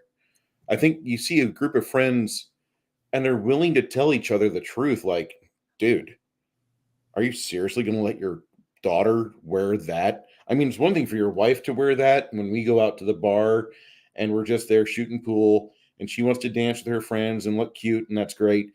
Your daughter's 12. Why do you want her to look like that? That's really shitty parenting on your part. It's okay for guys to say that to each other. Mhm. But the thing is, the fact that you cared enough to tell your friend that about his daughter, that's that should tell something to your friend, you know? At least I would take it that way if, someone was to tell me, "I don't think you should try that," or, like, I was the one friend in school that would say, "I don't think you should have that other beer. I don't think you should smoke that pot." I was the fuddy duddy. I was the one that no one wanted as a friend because I was always trying to tell people that don't do that. It's not smart. You shouldn't drink and drive. You should wear your seatbelt. All those things. And I think all of us could probably say, there's a point in my life I wish I could go back to, and I could tell somebody, hey, don't get behind the wheel. You're going to die because you're a shitty driver when you're sober and you're drunk as shit right now. I think there's plenty of us that have that little pang of regret. Like, maybe if I would have been a dick one more time to that guy, he'd still be alive. And I think that probably isn't something that everybody wants to hear. But I think all of us, especially it's getting around the silly season when we're all supposed to be getting together with family and friends. My mom and dad, God bless them, they've got me. Uh, I'm no surprise an only child, and there's a lot of other things that are behind that, but we won't go there. My parents, thank God, live in an area where they've been active for like 50 years. And so they've got their roots down and they've got their social structures. They've got their sisters, their brother, actually their sisters. My dad's brother's been gone for a few decades. Um, there's just there's a sadness at the holidays as each one approaches because you start like you weep nostalgic. Like, I wish my grandmother was here. I wish my brother was here. I wish my father wasn't such a doddering idiot, or I wish my mom was able to like get out of her wheelchair. And we start thinking of these things that we don't have. We should be thankful that we still have those family members to give a hard time to. I missed seeing my parents this week because 1,000 miles between us. Got to see them on video. Pretty happy. Uh, I wish everybody had the relationship with their parents that I've got because I feel very special. I can call my parents at the end of every workday and they talk to me on the way home as I try not to throttle other drivers and try not to edge other drivers off the road. But I live in a shitty driving culture. I'm sorry, guys. It's San Antonio. For those of you that know the place, you know the place. I I grew up in a very blessed environment, and I mean that by the most sincerest means. I got a chance to grow up with dogs. We had family dogs. We the first house my parents got, we were renting from a guy, and there was 3 dogs on property. One of the dogs was female. One winter we had 11 dogs on the property. I was the happiest 4-year-old kid out there. And I mean my life was pretty much just like that, a stupid storybook. And then Mhm. once I got in the real world, and like all of my friends are divorced parents, or not divorced parents, but they're the children of single parents. And I realize like I'm pulling groups of people together as I go from area to area, circle to circle. I keep getting the same group of people where like most of them are pretty all right. They've gotten good with what holes in their family might not have. They might have had both parents, but they didn't have their grandparents, or they had other things going on. But like there was always like you could see the bad news bears in most of the circles that I ran with, and it was really weird how those circles were. And I want to say storybook because, like, for crying out loud, I live 3 hours south of where Chris Columbus and John Hughes were writing movies and making blockbusters. So, like, they pretty much captured most of Illinois' culture. But those days are gone. And I'm almost 50. Most of the people I talk about are gone. And I'm lucky to still talk with my parents every day. My uncle just died of brain cancer in well, not just died, 2017. Another relative was really sick over the past weekend, and thankfully she got better.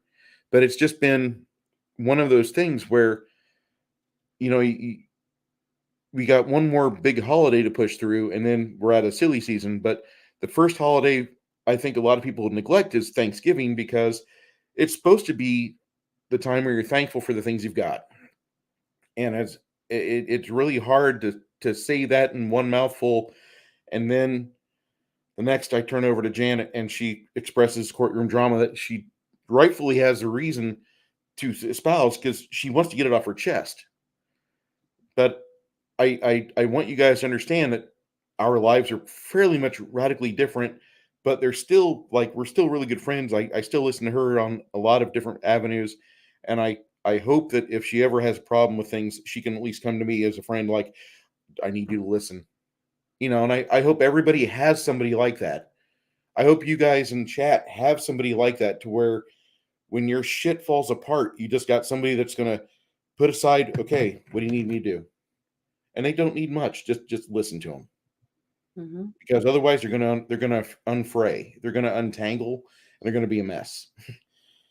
And it's easy to do that this time of year. Mm-hmm. It's important. If you got family that's close, that's great.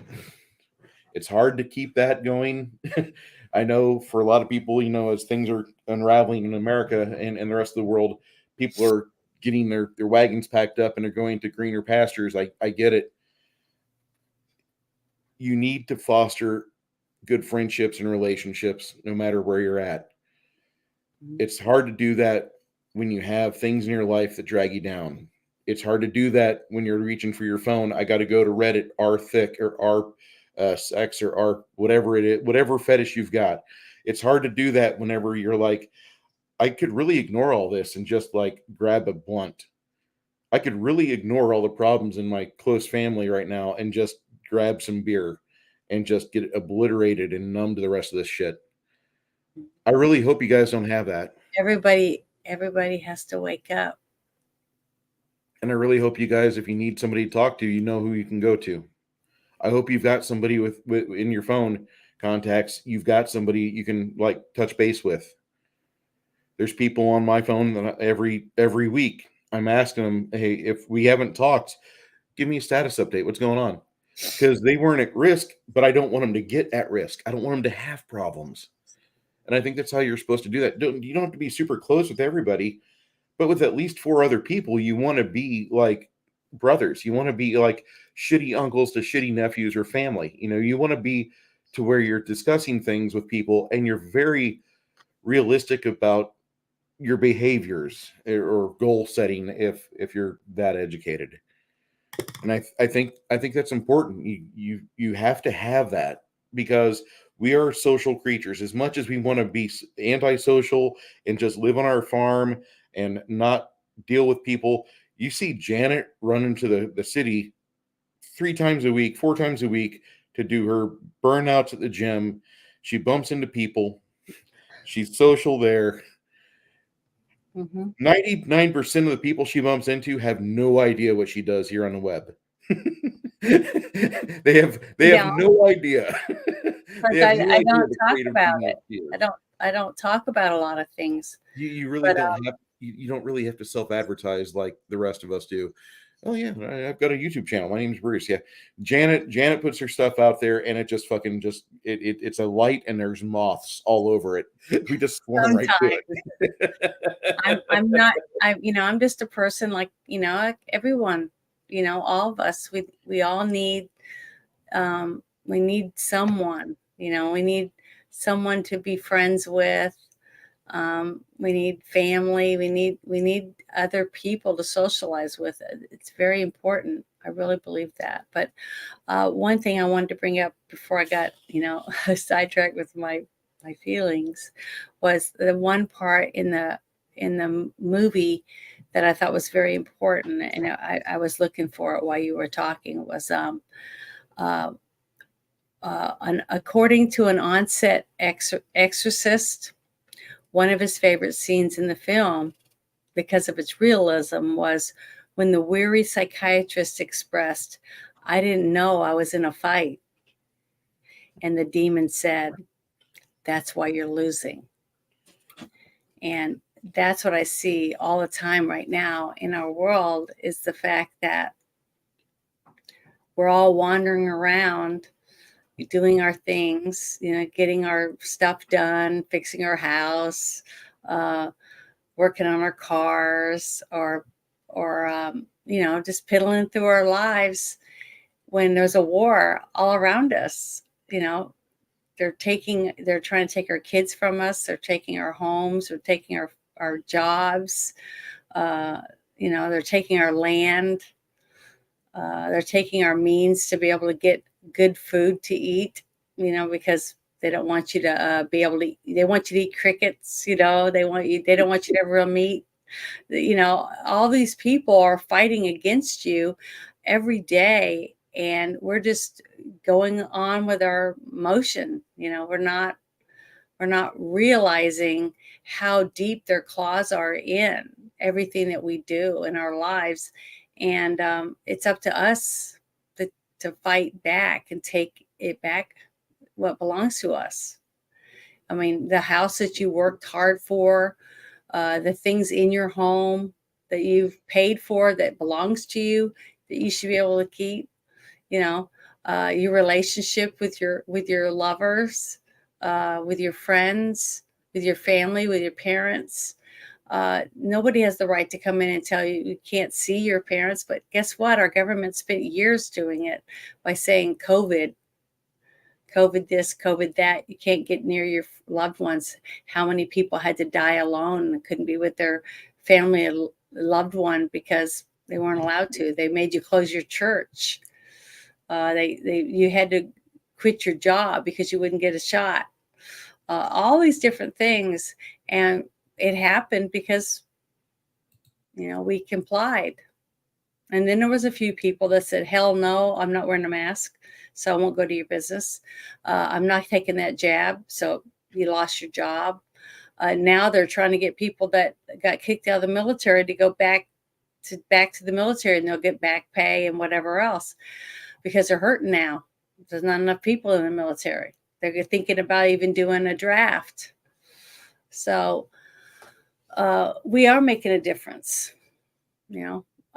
Things are changing because we are saying, "Hell no, it's not good. I'm not letting you do it anymore."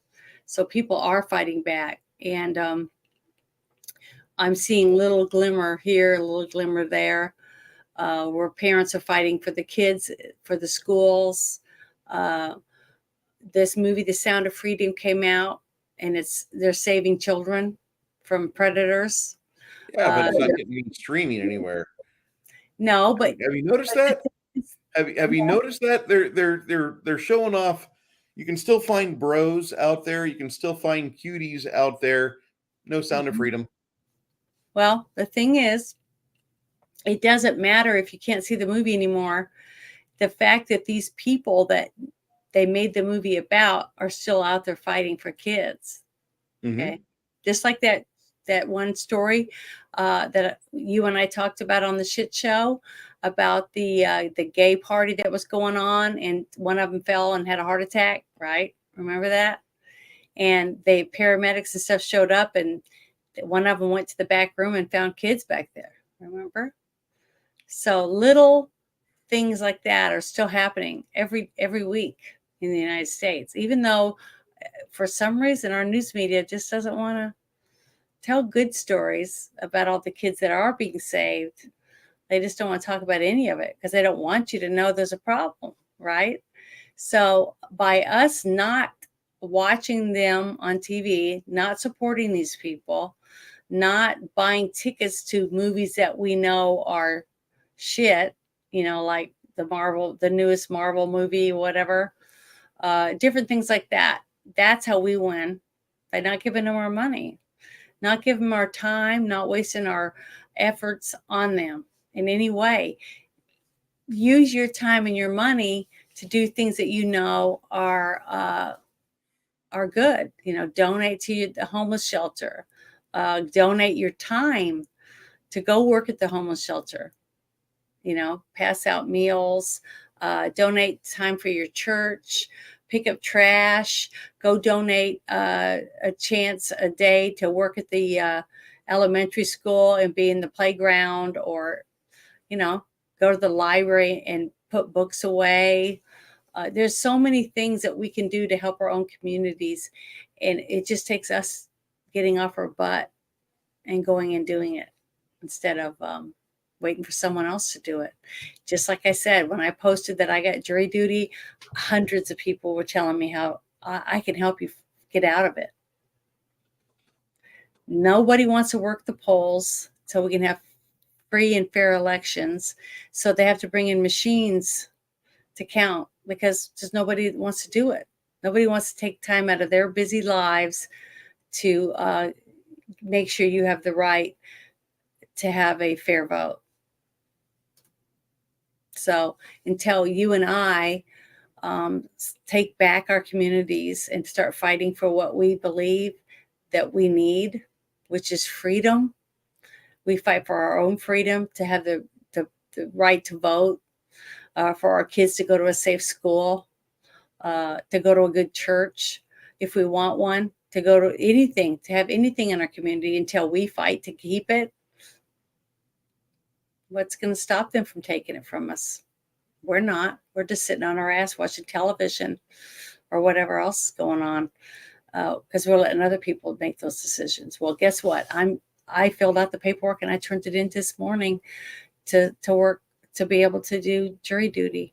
So hopefully I'll be able to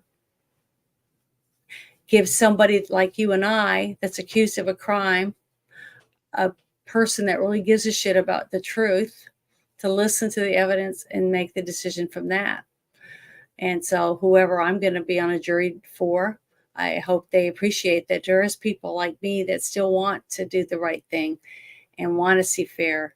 Because if it was me, I would hope that I'm going to get a jury of my peers that actually give a shit about truth. And that's what I'm going to do it for that. So if more people would do that, I just think that we'd be better off. Our whole society would be better off. The whole world would be better off. But I don't know. I don't know if we have enough of us to do it anymore. I just don't know how long we can limp along anymore. Have a good night, lady. Thank you, sir. Good night. I don't know. I don't know. I don't want to look at this as like we're going to lose. I know that. No, I think we can win. I think we can. I still do. I some bad things happen in my family that opened my eyes, that even when you think you're surrounded by good people, you realize that when something happens, something bad happens, who the good guys are and who the bad guys are. And sometimes you're going to be shocked. Well, you find out who some of them are. And it's not fun. But it can happen to anyone. But it's up to us that's left to try to do something about it. Yeah, that's so true. Right? Tonight's discussion has been a lot of more personal items than what usually we espouse. And for those of you that are just now, this is your first time visiting a girl, a guy, and a movie. We usually do get sidetracked. That's just a quick note from the creator here, the OP. I would like to say I thank you for being here.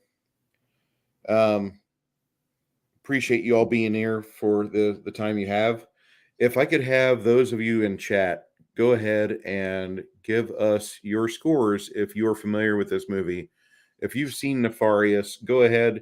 Whatever rating you use, thumbs up, thumbs down, percentage score, report letter grade, whatever you give for a score, that's what I want to know. We'll read it. We'll discuss your thoughts. That's one thing I want to hear from you guys while me and Janet are getting everything behind the scenes. We're getting ready to wrap this up within the next 25-30 minutes because we will probably want to wrap it up in the next 10 minutes or so, but there's also the fact that we talk and therefore we bunny trail. Janet, next time we do a movie festival, do you want to stay with Sean Patrick Flannery because you appreciate his movies, or do you want to pick another author, another No, actor? I think it's your turn to pick someone. Well, right now I really can't because we're in December, and our I know, but I members mean, the and next our time we do subscribers, a person, I think you should pick someone. we're going to do the December is a month of Christmas movies because is the season. I'm not a super fan of Christmas, as you guys know. I love Christ, despise the marketization and the commercialization of the holiday. I absolutely hate it. Yeah, there's many people that feel that way. Mariah Carey is a succubus. I don't care what anybody says. She's a gosh damn succubus. I just like she starts crooning that song and like your MasterCard or your Eddie Bauer Platinum Visa comes out and you start swiping shit that your relatives don't need. You'd be better off spending good time with your relatives and family if you had the time to spend with your relatives and family, okay? You'd be better off spending time with your friends than by giving them stuff because more than likely they're like me and they've already got like so much stuff inside their abode. They probably don't need any more stuff. In fact, they probably could have a garage sale or two. Also, I might also say that if any of you guys are looking for someone that does painted miniatures, I am selling miniatures off of my shelf. I know that the steep price, 5 miniatures for $35 plus shipping and handling is a little bit much. Actually, I'm increasing that to $6 for $35, 6 figures for $35. If you want to go and be like, Bruce, I need an assortment. I need like 20 figs. We're going to talk, and it's going to be pretty reasonable because I know for a fact, one, I'm trying to get a house, and two, I don't want to move. I don't want to have to move all this stuff into another house. It's going to be a bigger square footage, but 200 painted figs, it'll bounce between like 150 to 170 on price, and those are for like medium-sized figs or dwarf or elf-sized figs. If you're looking for giants or something like that, it'll be different. But figures off the shelf, let me know what you're looking for. We'll talk. No, Grumpy. I've got so many. One, do I really need all of them? Probably not. Moving, I'm scared. I am completely scared of moving because when you unpack, you find out like 30% of your stock is broken. So let me just pack these in a nice like foam box and ship them across country, trusting the U.S. Postal Service to not fuck us. And most of the time they don't. We ship the figures and we get them in nice packaging. I've got some actual packaging from an RPG. I think it was RPG lot or some monthly RPG thing, and they gave us foam boxes, foam trays, and so I've got a couple of those I can pack things in. But if you guys are looking for miniatures, talk to me on Discord. I'll be more than happy to discuss prices with you. I want to say I'm reasonable. Some people will be like, "Oh my god, listen, I'm trying to get rid of the figures. I'm trying to. I think 20 figs for 150 to 175 is a fairly reasonable price. plus the customer pays shipping. I know that sounds rough, but I recently shipped some things out and I didn't realize, like, wow, we need to set up a better system. And if anybody here has a better system for like either Etsy or eBay or whatever you want to do, whatever's going to get us the best shipping price, talk to me about it. I'll be more than happy, because no offense, I love the Pony Express, but I don't think that they have golden horses. Okay. All right. But plus, you got to think about it. Say again. What better thing than to be able to buy something you saw Bruce working on his channel? You know, I I think it's a talk good to me thing. about it. If it's seriously something you want on your table, if you want something on your shelf, let me know. I'll be more than happy. But I wanted to say something about us doing Patrick Flannery. To get to see him from the first movie I saw him in, which was Powder, to see his acting ability change from when he was in Powder to seeing him in this movie, I thought was phenomenal, because to me, he has come a long way as an actor, and the strength to be able to portray someone as powerful as Nefarious was to me in this movie. I just wanted to make sure people knew that, that's what I was seeing it because of his acting ability. It's just that I didn't realize at the time when we first picked these movies that things would be this emotional for me at this time when we did get to watch this movie. So, that has nothing to do with it. And I'm sorry if it really made it a downer for people, because I'm not normally like that. Okay. It's just that things change sometimes when you see things or you're confronted with things in your real life and how it mirrors. It's You your know, niece. yeah. I Well, mean, I don't see how anybody would be able to stay sane.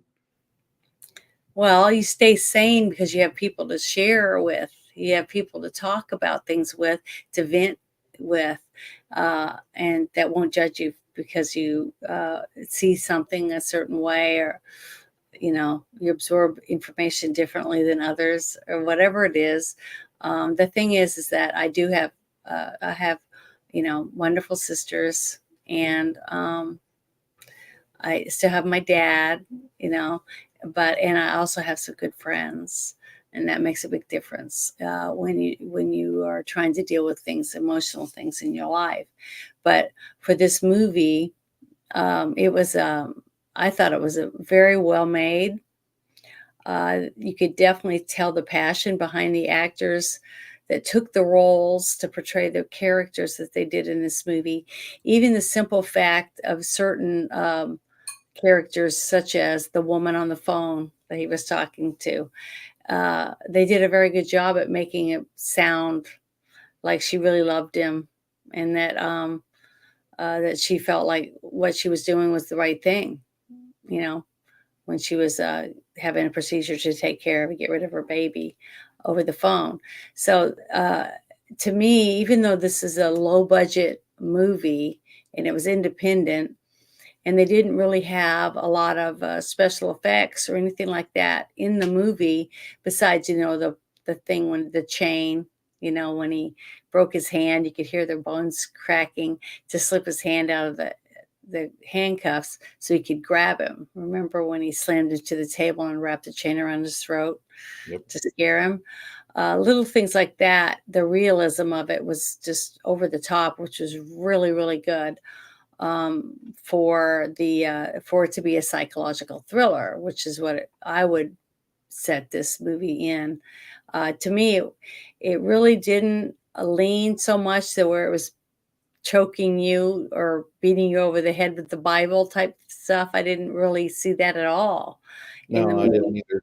So to me, it wasn't a movie that only Christians would want to see. I Oh, think this is a movie for everyone. I really do. About humans, humans making decisions that are not good for their future, not good for them to last very long in the world if we keep going down this path. It's basically what this movie told me. And they leaned it towards demons, which most people who aren't religious wouldn't believe in demons. So to me, it did have a religious aspect in the movie, but the overall movie wasn't about religion, or if you didn't believe in religion, you wouldn't like the movie. So to me, it didn't do that. I thought the acting was just really, really good, very believable. Even though, just like you said, the young man that played Dr. Martin, which his name was Jordan Belfi. I had seen him in something else. I can't remember exactly what it was, but he's a good actor. I mean, he did a very good job for the part, to be sitting across the table from another person basically through the whole movie. You're just talking and conversing, and the expressions on their faces, the emotion that they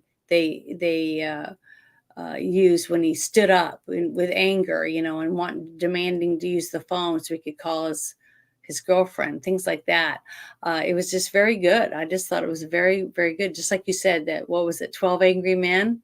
Hmm. It was a lot like something like that type of This tension. echoed back to 12 Angry Men so many times for me because of just how it could be such an action-packed movie with two men seated at a table. Hmm.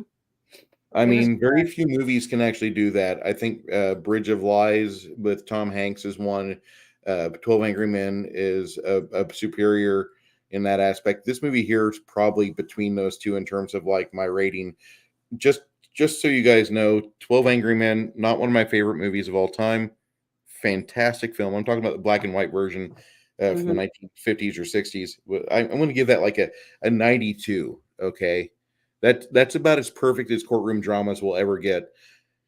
With mhm, okay, between that and Mockingbird, To Kill a Mockingbird, those two are 92, and To Kill a Mockingbird has numerous sets. There's lots of different locations. The fact that the young girl never did another movie in her life and she was still famous for that movie is amazing. But I think 12 Angry Men is like the perfect courtroom drama. It never leaves the courtroom. It's just amazing for all that takes place from the start to finish. And this movie achieves almost the same level with just two people. Actually, three, really. But this I agree. In the chat, we've got some people that are talking about this film, and we got Six Nations 31 Kings says it's a 7. Kronos, I haven't seen in the movie. I'm glad to be here though. Or 70 out of 100. Now he's speaking my language. Grumpy mhm, old Ninja Kintaro says 9 out of 10 stars. 7 out mhm, of 10. 7, mind you, I am biased, but 9 out of 10 will be my score. mhm, I really did dig Flannery's role and his acting in the film. Yeah. mhm. Yes.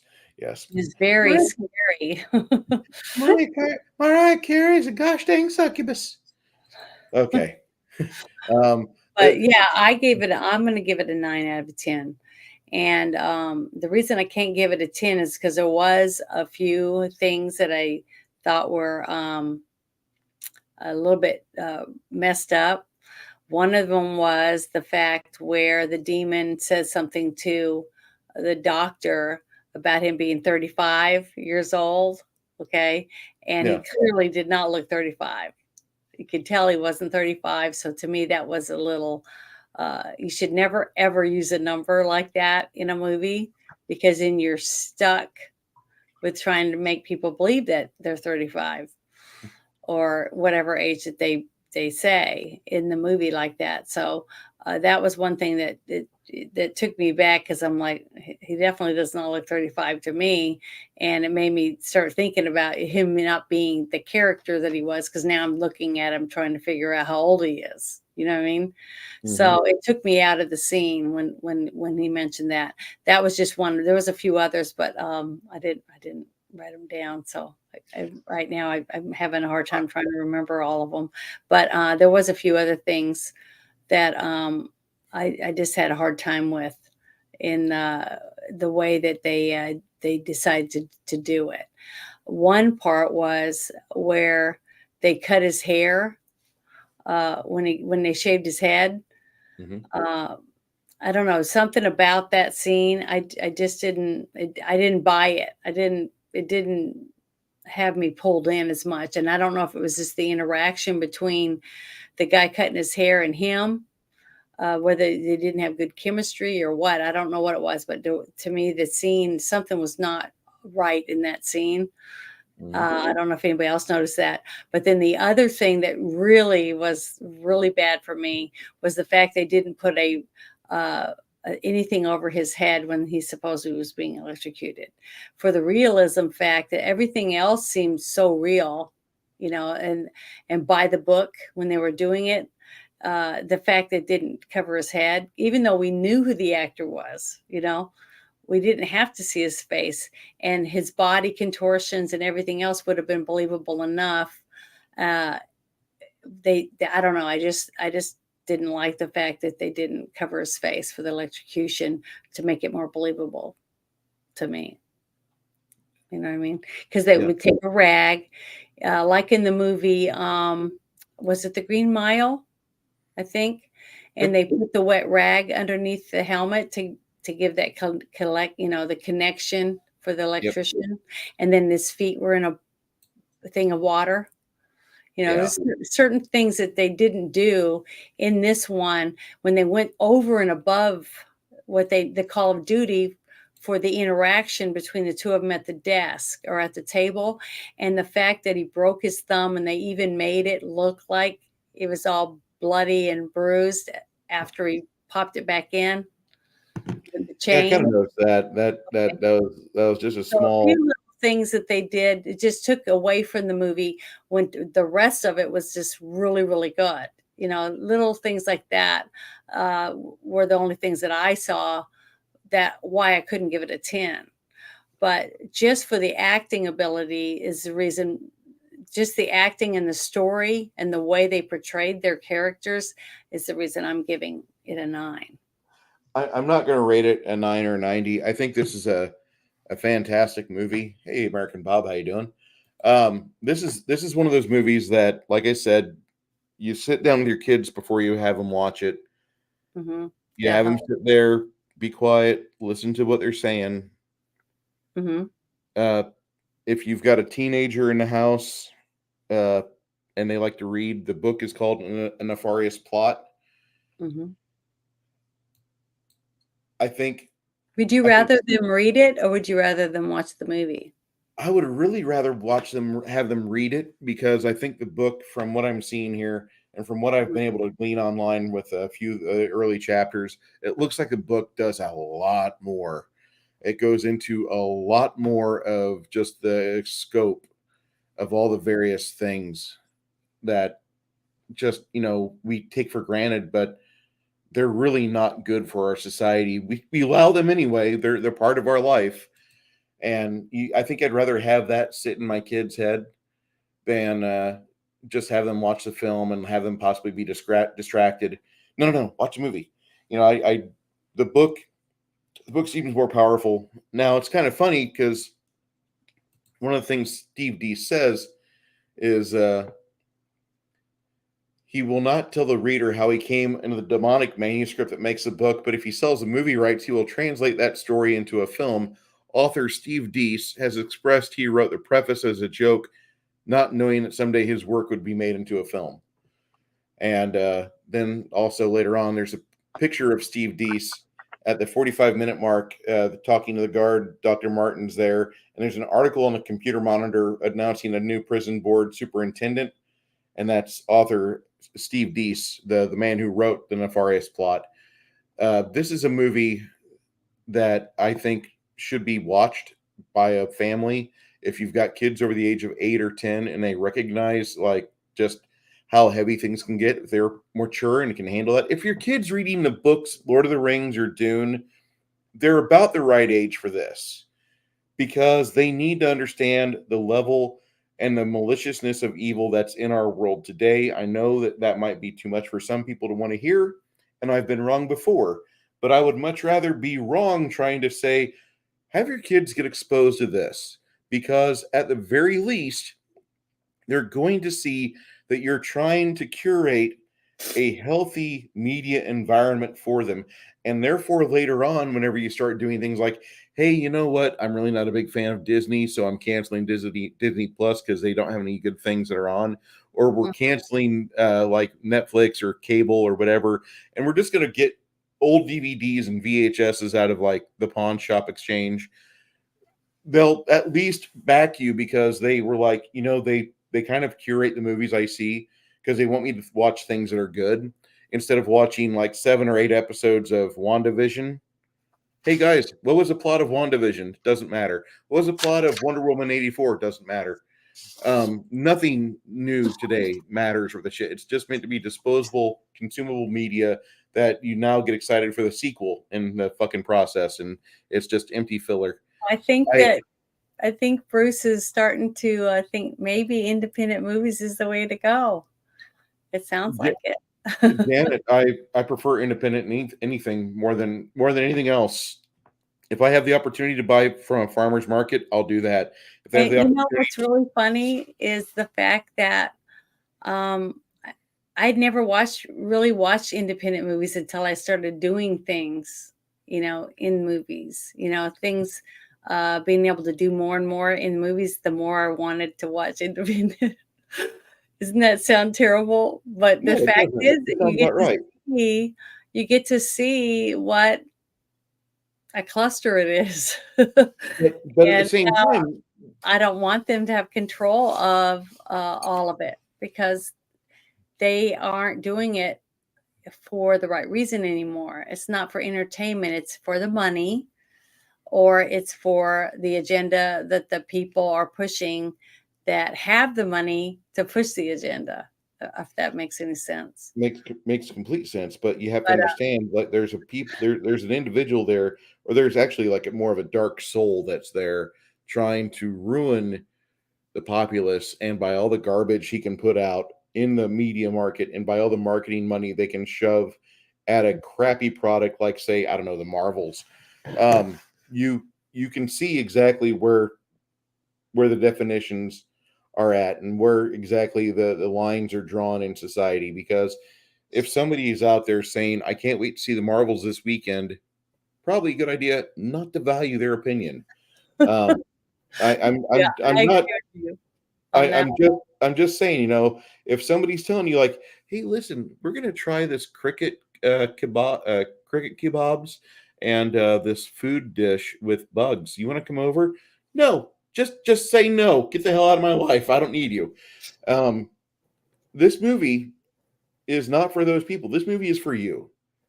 Mhm. This movie is for anybody that's ever thought, I really don't feel fulfilled watching mainstream news or watching mainstream network television. Maybe I really don't like MSNBC and the way they tell me that I'm terrible because I voted for Trump. Maybe this movie is for you because you actually think and you actually watch how things are, and you had your doubts about various things in society, and the demon's little victory lap as he's getting the human corpse that he's riding in scheduled day for riding the lightning at 11 p.m. Yeah. Maybe this movie's for you. I'm going to rate this movie a strong 85. Okay, not Mhm. for the fact that I can't rate it as high as Janet. No, it's not that. It's not that I don't have a personal tie to the star of the film. And I'm jealous of his boyishly good looks. It's the fact that I think this movie stands up really well for the fact it was made on like $6. I think Yeah. they did really good with the various sets they had.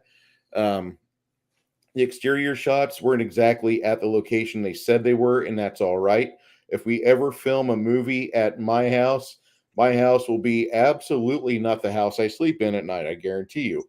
But I think this film is a fantastic way for you and your family, or you and your loved ones, to spend 2 hours and entertain yourselves, because there's so much in this film that you can grasp, that you can To take away recognize, from it. Mhm.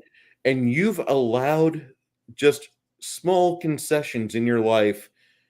And as this movie's just rolling along second by second, nugget by nugget, you realize how much shit you allow in your life. And at some point, you'll make a change. You will. A lot of people are like, no, Bruce is talking out his ass. Let me tell you something. I never envisioned myself at the age of 36 leaving my friends and family in Illinois and going to warmer places like Texas by myself. Mind you, yeah, I did have a cousin down here that wanted me to sleep on her couch until I got on my feet, and thank God for her. I really thank her every holiday season when we meet up. It's been a better choice for me every year. Whenever I see my friends that stayed in Illinois and they're looking for a job because the last one they had shut down, and the last one before that 4 years ago shut down, the one before that 8 years ago shut down, it seems like they all say the same thing. The taxes are too high in Illinois, and everybody's freezing. Ameren keeps raising their energy prices, and they don't know how to fix it. Well, fuck, I guess maybe you pack up the wagon and you move west, young man, or south. South would be my preference, but if you want to move west, I mean, California is nice and warm. It's just costly and inhospitable for common sense. But you do what you want. At some point, you're going to get tired of the habits that produce nothing for you. And that's where a lot of us kind of identify. We don't think we all kind of hang out together at once. I see everybody here in chats, various chats. We've all said, I don't need network television. I don't want to watch Friends on network TV. I don't need them to give me commercials. I would rather listen to Salty Army, or I'd rather listen to Gary from Nerdrotic, as much as I don't want to hear Gary from Nerdrotic talk about things that I really thought he'd never talk about. I like Gary, and I understand he's probably saying things because he likes the platform a little bit more than what I thought he did. But I really want him to get more free, get more on Odyssey, get more on Rumble. I'm very happy that guys like Comics Division are on Rumble. They're on Odyssey. I think that's great. I think more people need to discover those because they offer you true freedom of speech. And I want to thank the 6 people that are over on Rumble right now watching me. Or maybe it's 5 and me, because I have to monitor that side. Anyway, I think that more people, as time goes on, they're going to see where they may have messed up in life, and they don't want to do things that keep causing them either a financial or some other sort of a hiccup or hindrance. A lot of people do that day in and day out, and at some point they stop. Maybe because they don't need 7 beers in one night. Maybe because they don't, want to just sit down idly. Maybe the doctor tells them, if you don't change your ways, you're going to be filming a diabetes commercial. Do you under fucking stand? And that's something that a lot of people need. They need that wake up call. Mm-hmm. Hey, Well, can Arlene. I wanted to say a couple things about that I dug up about the movie. It said that some of the challenges shooting was the federal government in Oklahoma almost shut down the project due to a strike. Yep. Through no grievances were expressed. Electricity came down and the sound mixer died. Okay. 9 car crashes occurred with the crew despite being under 100 drivers. Steve Dance, I guess how you pronounce his Steve last name. Deese. Deace DEACE. became The E is infected. long. Yeah, became infected with a cyst under his arm, and an on-set priest exorcist suffered a life-threatening ruptured appendix, and the roof of one of the office buildings was ripped off in a storm. So all those things happened while they were filming. And then it says, in a scene where a priest approaches Nefarious, who was frightened, some of his hair is on Sean Patrick Flannery's head is briefly formed into the shape of horns, which then settle back down when he realizes the priest is not taking his role seriously and therefore harmless. So that was 2 of the things that I was able to find about, I thought were pretty cool. about all the bad things that were happening. Remember when they filmed the Passion of the Christ, and then they said that Jim Caviezel had gotten struck by lightning when he was up on the cross, Mm-hmm. and a few other things Not happened. once, but twice. Yeah, twice. Okay, there you go. But the thing is, other things happened, mysterious things like somebody was trying to keep you from finishing this film. Now all those things I just read off this sheet, it sure sounded like somebody didn't want this film filmed. You know what I mean? But not an actual person, that could say, oh, well, we're going to screw you over and take your budget, or whatever. This was all stuff that happened like, spiritually, if you think about it. And then this is the thing I wanted to read was this. The filmmakers said that this film was a different form of Christian ministry through film by portraying theology through the point of view from the other side, specifically from the demon who expresses the point of view of theology to the atheist whom he views as a complete fool, especially with the line, I know more about theology than any human being ever existed. So that was one of the things that I was trying to say earlier about the movie is the fact that you don't have to be a Christian to want to watch this movie or to even get anything out of it, because the whole movie basically is about humanity and where humanity's headed and whether or not humanity's willing to step in and save itself from its own destruction. So I don't know. Only the future will tell, right? About whether or not we decide to step up to the plate and do what we think is right to save humanity from itself. So we'll see whether or not we can do that or not. Next week, Janet, have you ever seen the movie called Krampus? Krampus? Yes. Mm-mm. Is it a Christmas movie? It's a Christmas movie. It's a Christmas movie that apparently it's kind of like the Christmas movies like Die Hard is to Christmas movies. Oh, no, I haven't seen it yet. So I guess I get to see another movie that I haven't seen. Yep. You and me, we just keep on turning over these cards with movies we've not seen yet. That's okay. Have you seen it? Nope, never have. Okay, well, that's good. That's fun. A friend of mine said, he's like, did you ever see The Gate? And I'm like, yeah, I just saw it like 3 months ago in October. He's like, 3 months ago in October? Well, like 3 months ago, September, something like that. There's a sequel I need to see. He's like, don't see that. I'm like, okay, fine. I saw The Gate. He's like, the Krampus movie is kind of aimed at kids, but at the same time, adults can appreciate it. I said, I love a good movie like that. And he's like, it's a Christmas movie, Bruce. And I'm like, ugh. Anyway, I'm not going to go back down that rabbit hole, but that's the movie we're watching next week. Like I said, Janet's movie, Krampus with a K, Krampus or whatever it is. Janet rated this movie a 90 out of 100, 9 out of 10. I rated it 85. I rate movies low. Okay, first off, I've never rated 100. The best movie I've ever watched is still Big Trouble in Little China. Oh, and Die Hard. Die Hard gets a solid 92 from me. That's a fine. That's so a fantastic the highest movie. So what did you rate Big Trouble in Little China? 98%. Okay.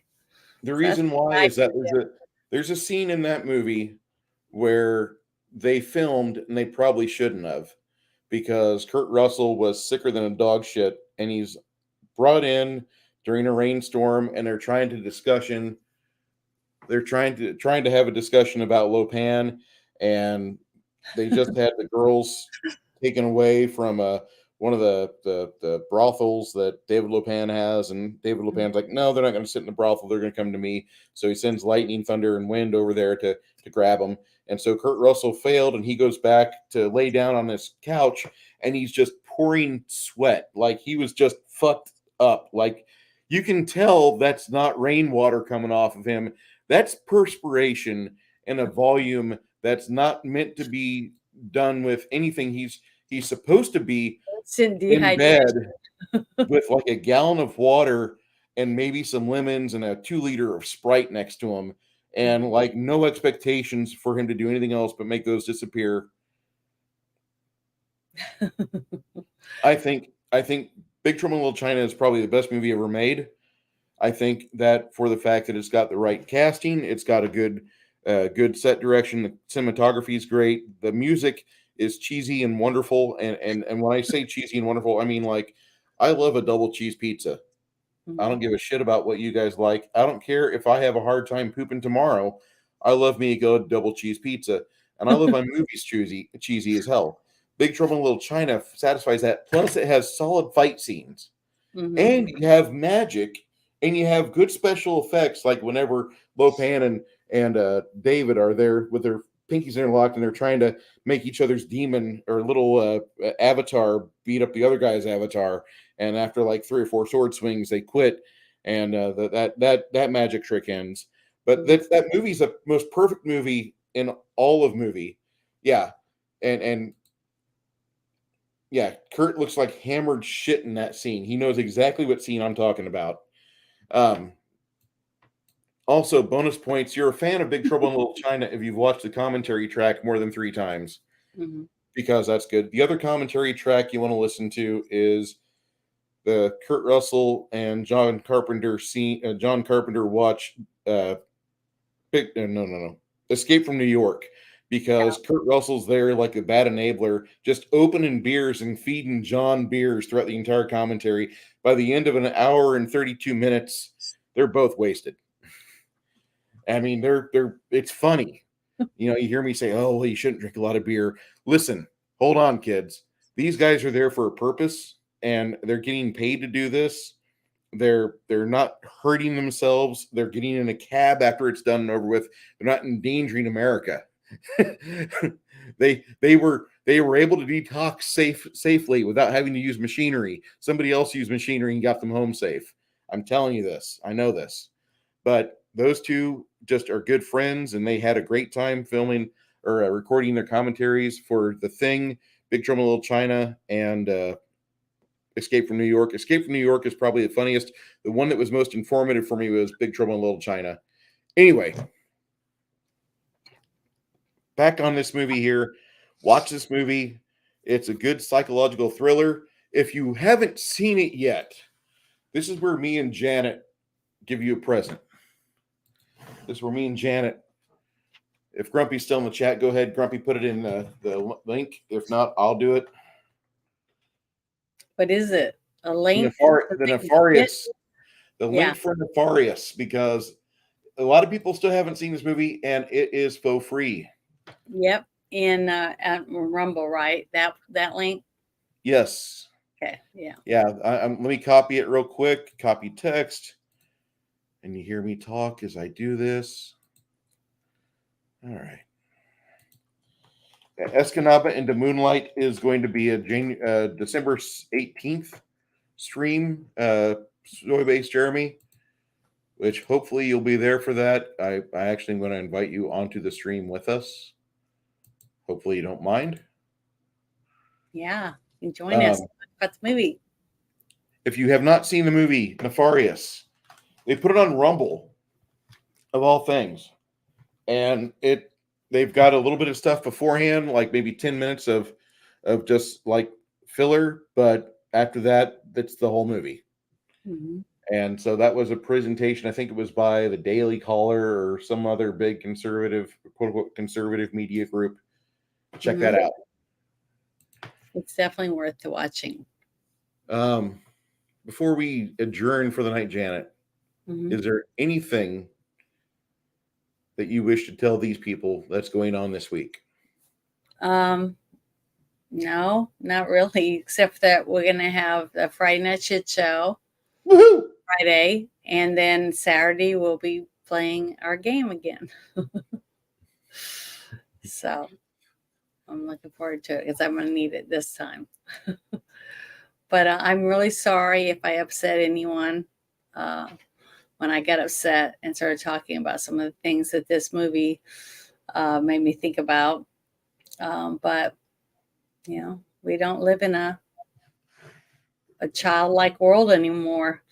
We We're never grown-ups and have we lived.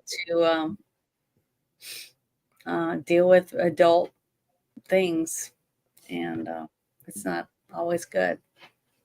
Janet, I love you to pieces. You're one of my best friends, and I feel I can talk to you on a level that a lot of other people probably can't. But um, it does me some good to have you as a good friend, because you do try to see the world from a child's perspective. You do try to be, naive as long as you can on things. I'll try to caution my friends not to introduce you to any new no words, because the last thing I want you to do is talk to your sisters about, hey, the guys explained to me what bukkake was. Oh God, Well, I have told one of my sisters about it already, yeah. and Um, she'd never heard of it either. So it, my other it's sisters probably don't know what it means either. So I feel so bad because there are people out there that don't have no idea what that means. and I'm happy about that, because it's just something I don't want to think about that often. Like, every day people find out the wrong way what bukkake means, and it just, no, don't bing that, don't Google that. You're better off, don't do that. Like, I there's other things for you to spend your time on. Learning GIMP or Photoshop is one of those things you could do and better yourself. Or get um a puppy. yeah, or get a dog. Janet's got a, if you live in the southwestern, or not southwest, if you No, I live in don't the have a dog southern, anymore. I got a what, home for it. you found a home for that pup? Okay. Yes. So, and she seems very happy. She has other dogs to play with and stuff. So, Okay, good deal. I was going to be like, hey, if you guys are in the southern Great Plains, contact and I got Janet. a rooster too. So I got a rooster and I got that dog. Got rid of that dog. So see, things do happen. Good things. We just gotta hold on long enough. Shh, y'all playing on a big screen. That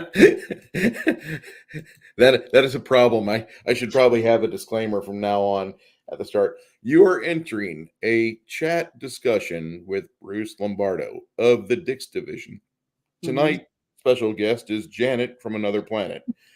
During tonight, I do request you do not have me on any main screens in your house. If you have small children or the easily offended, please put them in a safe location away from where the sound could travel, or put your grandmother And don't secure her Google with a helmet. everything they tell you. Yeah. Don't Google everything we tell you, and don't let Yeah. your kids show you the things that we tell you not to Google. Um, Also, if you have kids that are wanting to be influencers, which apparently that's the new thing. As much as it pains me to say this, let me just say this, and this may help your household. And I'm being serious. I want you to tell your kid, fine, you want to be good at being an influencer, learn how to edit. And then talk to your friends who do videos, not live streams, videos, actual videos that suck at editing, and be like, you know what? My little sperm collection over there, the clump of cells that never fails to make me raise my blood pressure, they need to have something that will help further their life, and they want to be an influencer. She listens to you because I listen to you, or we are all in the same panel together, Mhm. and she wants to do editing. I want her to edit your videos. And you're like, oh, shit. Yeah, now's the time for you to clean your act up. Anyway, offer your kids, if your kids are saying, I want to be an influencer, you have a friend or you have a family member that they do videos. Let No, just, don't do just it. I would prefer them not to do it, but if they're going to do it, have them learn how to be an editor first, because the editing is the first step along the way. Then, whenever they start doing thumbnail editing, that's when they'll really start to shine. And by that time, they should be in high school, and their life path should be more angled toward what they want to do. I don't recommend being an influencer, but you know what I mean. I would prefer them to have a trade skill, but that's just me. Okay. Good night, Jackie Blue. Thank you for being here. This explains so much about soy base. Mhm. That I'm not looking it up. no, don't. Uh, All right, guys. It's been 2 hours and almost 50 minutes. My name is Bruce Lombardo. My friend, my co-pilot over here, Miss Janet from Another Planet, she's doing a very important show on Friday night. Come see us. We're doing the Friday Friday night. Night Shit Show, It'll be and fun. be happy to have you there. We will be dual streaming on both YouTube and Rumble because I am committing to Rumble fully. Mhm. They've just been treating me nice. They've been doing things really well, and I appreciate them. Six Nation had a blast tonight hanging out with all chat. It was lively and fun too. Good way to end a Monday. Good way to start the week, I hope. Everybody, thank you so much. And we will see you next week.